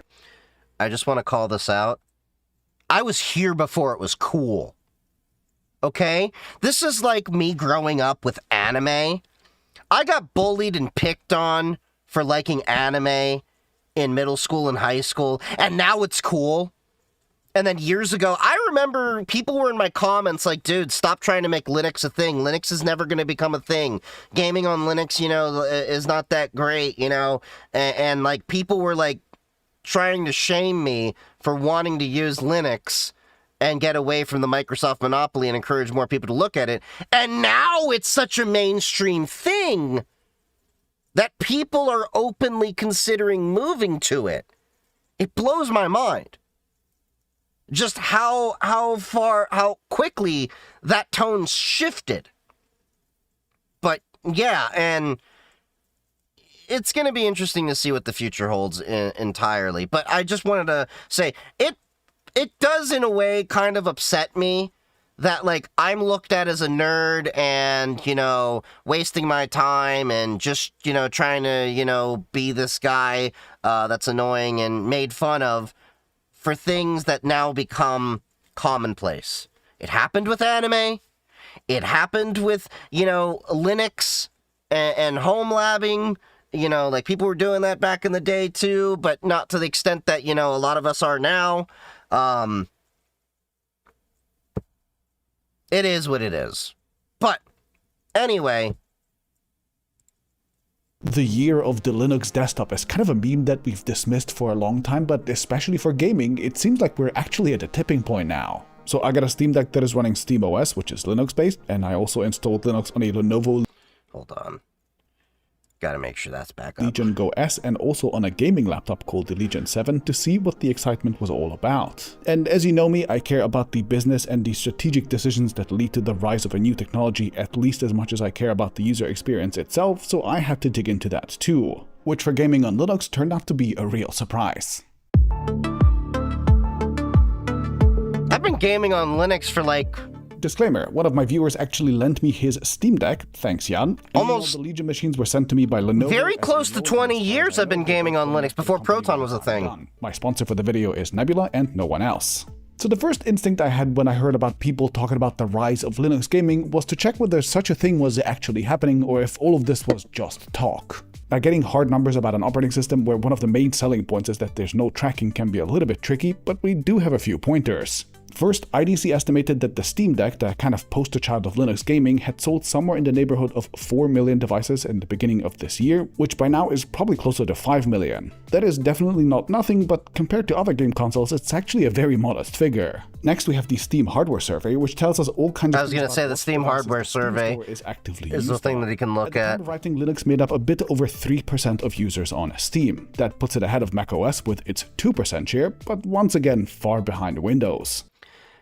Do you know how far we've come that Linux is actually more popular than Mac in a few areas? Like, I want you to think about that. Mac used to be the everything it machine. Like, many of you don't remember this, but it used to be, oh, you're doing graphic design? Get a Mac. Oh, you're doing music creation? Get a Mac. Oh, you're doing video gaming? Get a Mac. It used to be a Mac was the greatest machine for everything. I'd say that's like the PowerPC G3 through G5 era, and then when they went to Intel, it was kind of like not so great. But I remember Apple Xserve. I remember, you know, Mac being this great operating system. I used to be a Mac, person too. As I tell people all the time, I'm not a Mac hater. I'm a scorned Apple user. I literally keep this Mac just for proof to people that I did use Apple at one point. Then watched editors switch to Dells. Yeah! It used to literally be with the PowerPC CPUs, there were genuine advantages to doing audio, video creation, anything creative on those systems. It wasn't just the software, it was the entire ecosystem they had. And now Linux is leapfrogging Mac. Not just on that. Think about it. There are more Android phones than there are iOS phones. What is Android? It's running the Linux kernel. Now, Valve, the company behind Steam, is also the company that pushed for technologies like Proton, which kind of make gaming on a large scale on Linux possible in the first place, so we're kind of assuming that most people who are gaming on Linux are also going to be on Steam, more or less. Valve says that you can use Proton without Steam. There's ways to do that. You can use Lutris. You can use Heroic Launcher for Amazon, Epic, and GOG.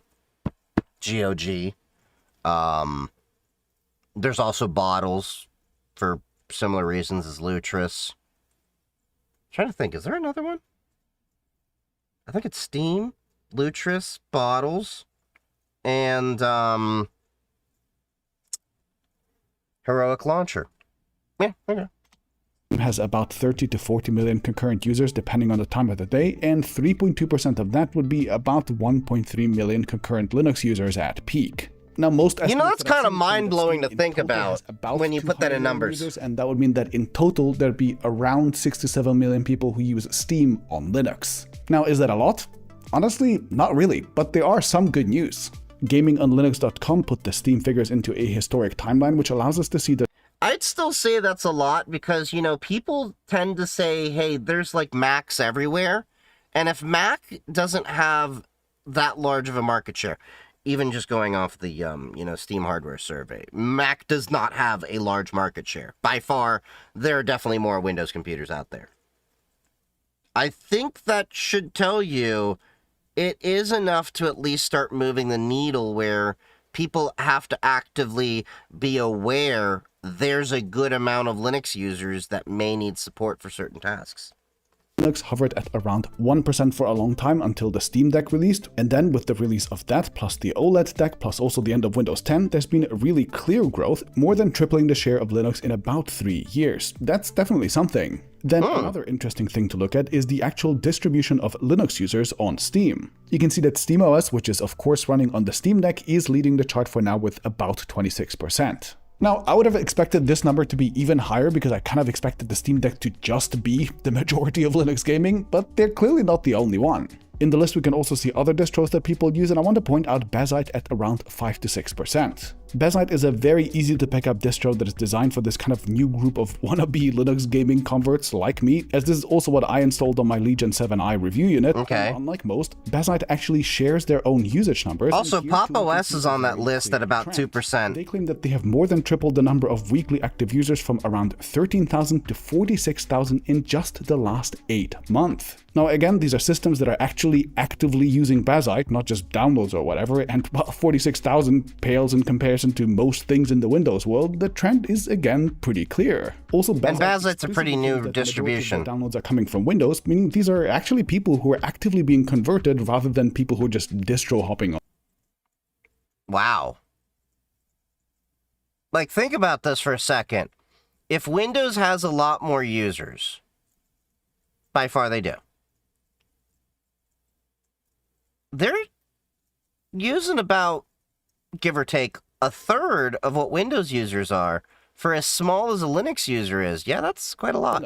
So overall then, having looked at all of these numbers, I can give you 3 pretty clear conclusions. First, Linux gaming is still very much a niche thing. There are probably no more than a few million people doing it actively, which is less than even consoles that are considered to be flops. Number 2, that niche though is now definitely growing, and growth is seemingly accelerating. And number 3, while the growth was, I think, primarily driven by the Steam Deck at first, it now seems to increasingly be driven by people actually installing Linux on their PCs, probably in part as a reaction to Windows 10 being phased out. Well, yeah, because a lot of people don't have support anymore, and they're like, my hardware's still good. The hockey stick moment. And so I wanted to first tell you what my experience with Linux gaming has been like, and then to talk about how the business models of Valve and Microsoft have been shaping this. So I'm not traditionally a laptop reviewer, and the benchmarking is a whole art form to itself, so I'll just leave the exact numbers to the pros. That said, my overall experience as a sort of normie PC gamer making the switch for the first time in a kind of serious way, I think is exactly right for this video. What game is that? So let's start with the Steam Deck that is... I haven't played that one. OS, which is a it looks familiar. Arch Linux that has been configured so that it boots into this full-screen console-like Steam environment, and both the performance and the UI have been heavily optimized for the form factor.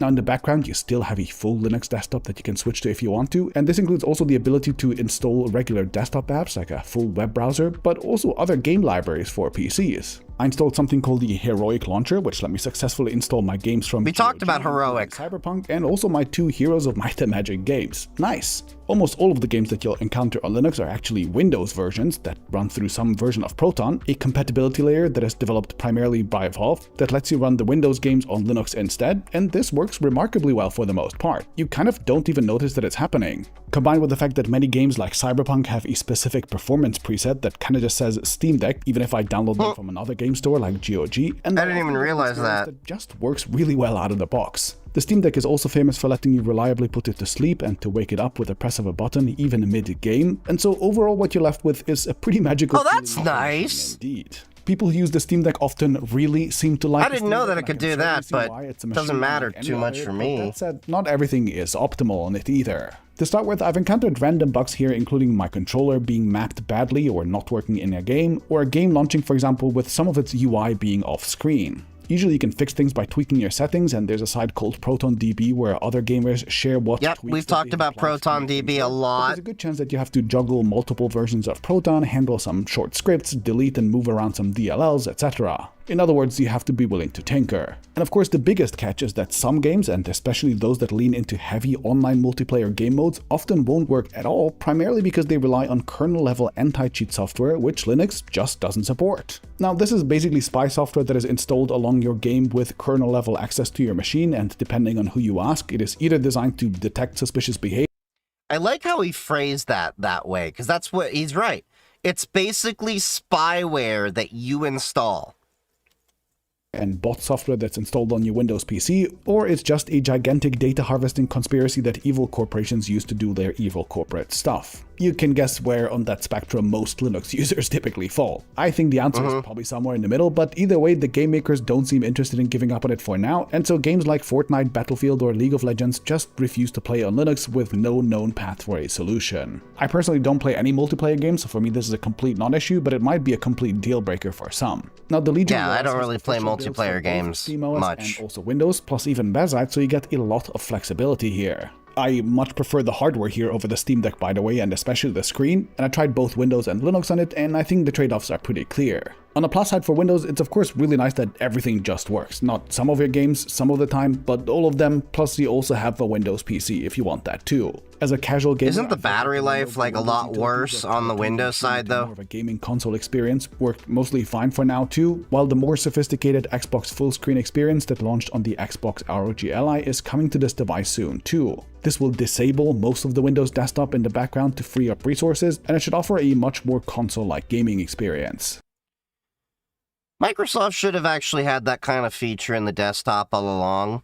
They knew that this would sap performance inside of Windows, and now they're actually feeling the heat because Linux is actually running faster than Windows in games with a compatibility layer. But Microsoft has been dropping the ball for years, and they've been taking advantage of their monopoly status and got too complacent. As somebody who grew up with Windows, I honestly didn't find managing Windows significantly more annoying than having to tinker with things and settings and everything on Linux, but this is a statement that I think might get me crucified by people who really love their Steam Decks, so just pretend that I didn't say that and let's move on. I think the real problem for Windows from a purely usability perspective is that first, unlike with the SteamOS, sleep is just completely unreliable here, with the machine often just randomly waking itself up, and second, the fact that Windows is clearly not optimized for this low power form factor. While Windows supposedly runs games... Look at how bad that's stuttering! Performance from Cyberpunk on a 15-watt Steam Deck running through Proton than I got from the same game running natively on Windows at 33 watts. Yikes. Now, to be fair, in many games that I... Hold up. Did you say that right? He got better performance in the Steam Deck at 15-watt mode than he did with Windows at the 33-watt mode running Cyberpunk? What the hell? Actually want to play on this form factor, the difference is kind of irrelevant, like Hades for example plays beautifully in both, but yeah, SteamOS overall feels significantly more optimized. And to round things up, I also installed Bazzite on the Legion 7i that Lenovo sent me. And this personally appealed to me even more than the handhelds. Turns out I'm kind of just a keyboard and mouse kind of guy. I thought I'd really enjoy sitting on a couch and playing a game for once, but alas no. Anyway, the best thing about Bazzite is that everything about it is just so easy. You just go to the website, you select your hardware, and you get the right version straight away. I hear good things about Bazzite. It's personally not for me, but okay. A machine with an Intel CPU and also an NVIDIA GPU, which is like the worst case scenario for Linux, as AMD typically has much better. You know, I would like to try that Lenovo laptop out. I am actually mutuals with Lenovo on TikTok, so I should try hitting them up. I'll cross that bridge another day. But I got zero issues so far, and everything from Bluetooth to Wi-Fi to the webcam and more kinda just work. Also, Bazzite is what's called an immutable distro, which kinda prevents you from messing your system up too badly. It already comes with SteamOS and Proton pre-installed, and everything else is easily downloadable via Bazaar. Heroic for playing Epic games, GOG and Amazon, Amazon for everything else, and so on, and all of the setup is just as easy as it is on the Steam Deck. Again, I'm not a benchmarker, but other channels are saying that on more powerful systems like this one, and especially on ones with NVIDIA cards, hold on, let me see that first chart. Windows 11 24H2 versus Linux Bazzite 41, so a little bit older. This is using an Intel 14 700K, 32 gigs of RAM, and a Radeon RX 7900 XTX. So, higher is better. Okay, so... Okay, that's Port Royal and Firestrike. Other channels are saying that on more powerful systems like this one, and especially on... And then over here... Yeah, this is all pretty much playable. Stalker 2, 1% low is like 32.3 frames. This is still pretty good, but... I will note that people have said this to me, even though the lows may be lower, they did notice less stuttering when playing the same games on Linux. As we saw a little earlier. Crown actually flips back to Windows again, and sometimes significantly so. This is 1440p. Okay, so in 1440, the margins get even tighter. I guess if Linux gaming the difference grow, is then different. driver support will follow, and the performance should eventually catch up. Of course, it depends on what exact game that you're trying to play, but everything that I tried worked pretty well, and I guess it just means that modern gaming hardware is so overpowered that it just plays everything that I want anyway. I actually used this laptop with Bazite daily for about 2 weeks, browsing and writing scripts and all, and it was a blast. This is a ridiculously nice laptop in terms of hardware, which I was happy to see working well with Linux, and the only reason why I can't quite switch yet is that video and image editing, which is what I do for a living, is still a little bit hit and miss compared to Windows. But if you mostly play... I do video editing on Linux. You can run DaVinci on it. I run Kden Live for my stuff. I'm probably eventually going to switch to DaVinci. But, you can do a lot with it. Now, I know you don't have, like, Adobe Photoshop and stuff like that. But you have GIMP, you have Inkscape, you have a few others, too. And if the ones that you play are actually supported by Linux, then my overall takeaway is that Linux is now a totally legit platform for anything from... You know what I haven't played is Baldur's Gate 3. I still haven't played that game. I'm not buying another game, alright? We still gotta finish the rest of my games. Laptops, desktops, and more. Which got me thinking, how the hell did that happen? Why did Linux kind of languish for decades and then suddenly work out now? Well, I think because Valve invested. Business model and a very specific analogy. Think about Android, which actually consists of two distinct parts. First is what's called AOSP, or the Android Open Source Project. This is, strictly speaking, the operating system itself. It includes the kernel, the drivers, much of the user interface, etc. Meanwhile, the second part is what I'll call the Google Services layer. This includes the Google Play Store, the pre-installed Google apps, payment services, and just as importantly, a ton of different background services from Google that hook into almost all modern apps, powering push notifications, location services, APIs to let your bank check if your phone hasn't been tampered with, etc. When most people think of Android, they tend to think of the first part. After all, that's the actual operating system. Right. I think the real power lies with the second part. This is why Google can afford to make AOSP mostly open source and free, and yet... I don't use the Google stuff. I'm de-Googled on my Android.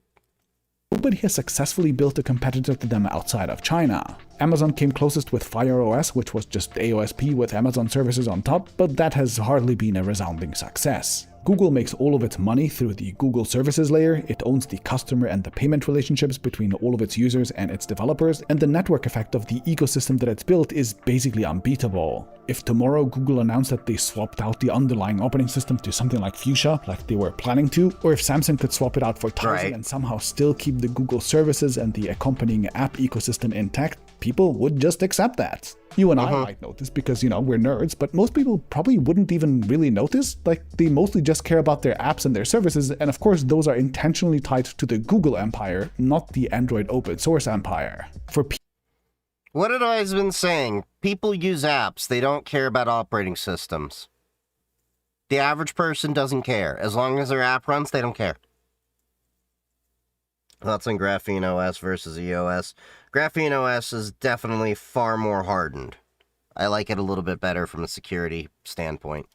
Gaming, Windows has long been the core operating system, but Steam was slowly becoming the services layer that is tying it all together. Right. Yes, there are competing game stores and launchers and all, but realistically, Steam is the center of the PC gaming universe. Exact numbers are hard to come by, but in a recent survey, 88% of gaming studios said that Steam accounted for at least 75% of their revenue. In other words, almost everyone buys almost all of their games from Steam. Steam's game library, majority of my games are on Steam, updates and cloud syncing for save files and so on are to PC gaming basically what Google services are to Android. This is where the real power resides. So a while ago, Valve must have realized that they hold all the cards. They already own all the customer relationships. Why would they be playing on somebody else's operating system?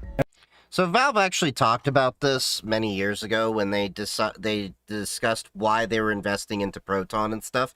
I don't remember where the article is, but more or less, they saw the threat that Microsoft really was to Steam, because if you remember, a few years ago, Microsoft released the Microsoft Store to release all their apps and stuff, and then they were having you actually get some games through the Microsoft Store. They saw, and we've seen this come true, Microsoft was going to try to take over the gaming market in a very similar way that they did to the operating systems many years ago, where eventually they'd push out essentially all of their competition and you'd have to go through them in order to do what you want to do. That was a very threat to Valve's own business model, which is why they've been investing so hard in Linux and Linux gaming, because they see that as their saving grace from what is the Microsoft tyranny, the Microsoft monopoly that has been coming down the pipeline. And mind you, they saw this years before Game Pass was really a thing, if I'm correct. They saw this before Microsoft was gobbling up Activision, Blizzard, and, you know, like the I think they, was it Activision Blizzard they acquired? I think it was. But Microsoft has just been gobbling up studios left, right, and center, and basically killing a lot of gaming, you know, as we know it. And yeah, it's definitely paying off. You're right, Kara. Also gets people into Linux. Yeah, totally. That's a side benefit. But I think that Valve was right on the money when they saw that in order to save gaming, we have to open up gaming to work outside Windows. For many years, as we said earlier when we were watching this video, Mac used to be the everything operating system. There was a period in time when you could get your games on Mac and Windows, and Mac often would perform better because Mac had NVIDIA and ATI support. This was before AMD acquired them. And they worked really well. Then Mac started to do some really stupid things, like they dropped support completely for NVIDIA and went entirely with ATI/AMD. I don't know the reasoning for that. I think it was that they didn't want them to have their ability to do the drivers the way they wanted. But NVIDIA was, and still is, the it company when you want to do gaming at high levels. But nonetheless, Valve was very forward-thinking and seeing how they're going to actually save gaming in the long term. And I think the other advantage that Valve has is that they're not a publicly traded company. From my understanding, they're still privately owned. So they can do whatever the hell they want. And this has been paying off immensely for them. Seeing the operating system on a technical layer can more or less be emulated if you write good enough compatibility software, that is. And because Steam is also obscenely profitable, taking not only 10 to 30% of every game purchase, but also in-game purchases of what often amount to be in-game casinos, they had all the money in the world to finance this emulation. And not Well, there's also one other component that I think he's not really talking about too much here. It is the fact that you have the open source community. Because if we talk about how much money does it cost for Microsoft to develop all these, you know, compatibility, you know, like these different APIs, maintain them, update it, get the, you know, the different gaming studios, all that. It costs a lot of money.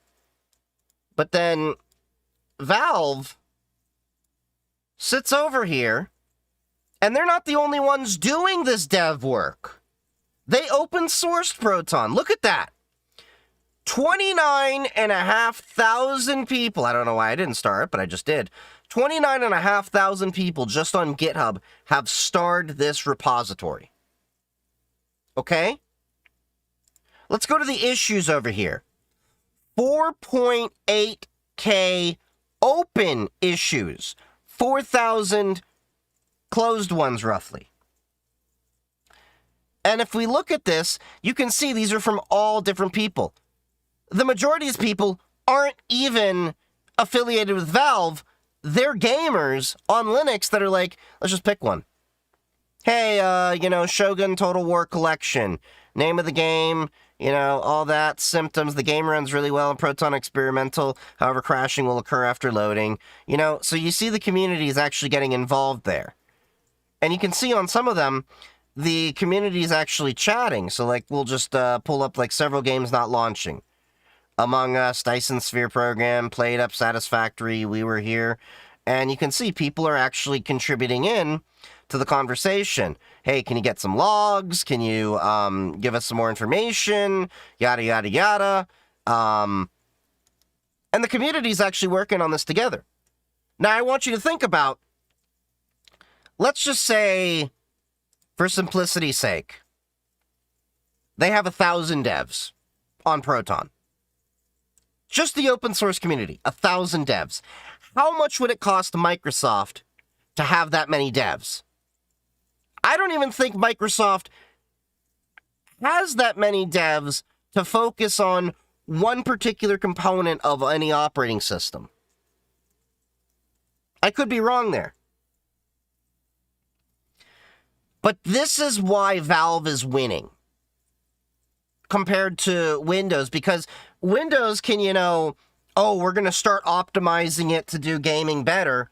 Valve is over here doing this, and then they don't have to worry about the entire operating system. They just have to focus on the core components and fitting it all together in their version of the operating system for their Steam Deck, and then Proton, getting that to work, and underlying components. But they don't have to do, ultimately, most of the work. So Microsoft has to develop the kernel, the entire thing, whereas if we just go to kernel.org, which is where the Linux project is actually maintained from, you'll see that there's like thousands of people just working on the Linux kernel. So Valve is benefiting from free work, free labor, from the free Libre and open source software community to make this happen. Microsoft is ultimately at a disadvantage in the long term of this. Right now, Microsoft has the edge because they're the main, company everyone relies on. They've existed for so long, and people have developed for Windows for so long. But you have thousands of people that are doing this. And the other thing is, not all these people are doing it as their job. A lot of them are doing it because they want it to actually work. And I can tell you from personal experience, there is a difference in the quality of work that you do when you are doing something because you genuinely enjoy it versus you have to do it. You get what I'm saying? And I would have to say the Valve, projects over here are more so in the we're enjoying what we're doing. And I think over time, Valve is going to beat Microsoft unless something radically changes.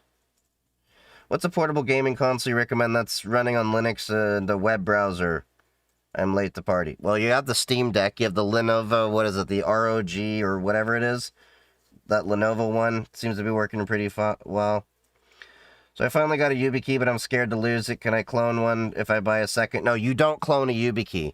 Every YubiKey is unique. So all the YubiKeys I have, I register each one individually for FIDO U2F, and then for the TOTP, I copy each of the seeds into there for what I need. You have to have each one be unique. By design, it's not meant to be cloned, because that's a security issue. Because like TOTP, timed one-time passcodes, they have one root seed. If anyone gets that root seed, they can generate TOTP codes themselves that get access to your account. Each YubiKey is unique. So essentially, if you lose that YubiKey, you can remove that YubiKey. I was thinking of the different word for it, but remove works for this. Remove that YubiKey from your accounts, and that YubiKey can't be used even if they happen to get your passwords and everything. That YubiKey is unique. So my best bet is to buy a second key and just remake it with the accounts I need. Yep. That's exactly what you do. That's actually why I always tell people when I talk about YubiKeys, don't just buy one, buy them in pairs. And then whenever you register one account to your YubiKey, register it to your other. I have like half a dozen YubiKeys.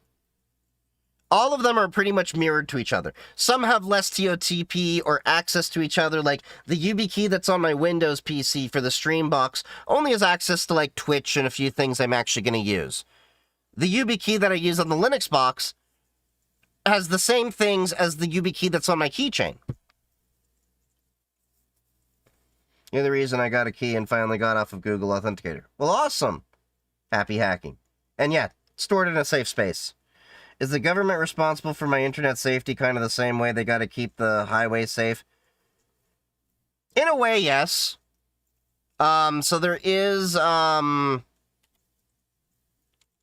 is that? The IC3, I think it is? Yeah. So there's this. IC3, the Internet Crime Complaint Center. That's where you can make reports about internet crimes and all that. What's up, 1010? All right, back to the video. Is also structured in a way to make very long-term bets actually possible. The majority shareholder of the company is Gabe Newell, their CEO, and the rest of the shares are mostly distributed among employees. These people are not only obviously PC gamers themselves, they can also afford to make long-term decisions. There are no quarterly reports to make random stock market analysts happy. Gabe first went on stage in 2013 declaring that he thought Linux gaming was the future, and then he spent the last 12 to 13 years trying to make it work. Yeah. That's kind of what we talked about a little earlier. Now, he was a little bit ahead of the curve because if you remember, the original Steam machines flopped. But that's because Proton at the time, you could literally count on like 2 hands the number of games that Proton supported at the time when Steam Machine was released. Now, 90% of games can run on this. 90%. Financing the development of Proton and supporting underlying technologies like OpenCL and Vulkan for over a decade didn't pay off immediately, but they are slowly starting to bear fruit. Yeah, more developers are actually starting to use Vulkan than they are DirectX, and the GPU manufacturers even started saying a few years ago that Vulkan's better to develop more for that. And Vulkan translation from Vulkan Windows to Vulkan Linux is a lot more simple than DirectX translation. But either way, Proton does it. Well, I think the Steam Deck follows this path too. A public tech giant like Google or Microsoft would likely see the launch of a brand new console with barely 1 million units in sales a year a flop, especially if they had spent more than a decade building up to it. The product would join their graveyard real quick, but Valve can actually afford to play a long game, and this way they can see that eventually they might get a big payoff. As for the future, I have 3 big predictions. One is for hardware, the second is for how Microsoft will fight back, and the third is for sales. But that's a bit beyond the scope of this video, so if you want to hear those, I made a whole separate video about it that you can watch exclusively on Nebula. Fun fact, we've just launched free trials over there, where for 3 days you can watch anything that you want on Nebula. We think there's enough cool stuff on the platform that you'll convert, and you'll want to both keep watching and also keep supporting us. And if you want to start your trial, I actually have some recommendations for you to watch. Dinner Plan is a perfect holiday movie that we've just launched. It's a proper big budget movie that is hilarious and also purpose-made to be watched over the holidays with your family, maybe after an awkward dinner. Next, I suggest 17 Pages, which is an amazing documentary about massive scientific fraud, and it has the coolest stuff that you'll have seen in any documentary, perhaps ever, I think. Almost bedtime. We built a whole extra streaming feature for it. Then, of course, you can watch the bonus video for this episode, and meanwhile, every Friday I also do an extra Q&A session. Okay, so he's just going on about his stuff. But yeah, I think he's pretty much accurate with the stuff that he's talking about there. There were a few points where I'm like, I would amend it with this information and that information, but overall, yeah.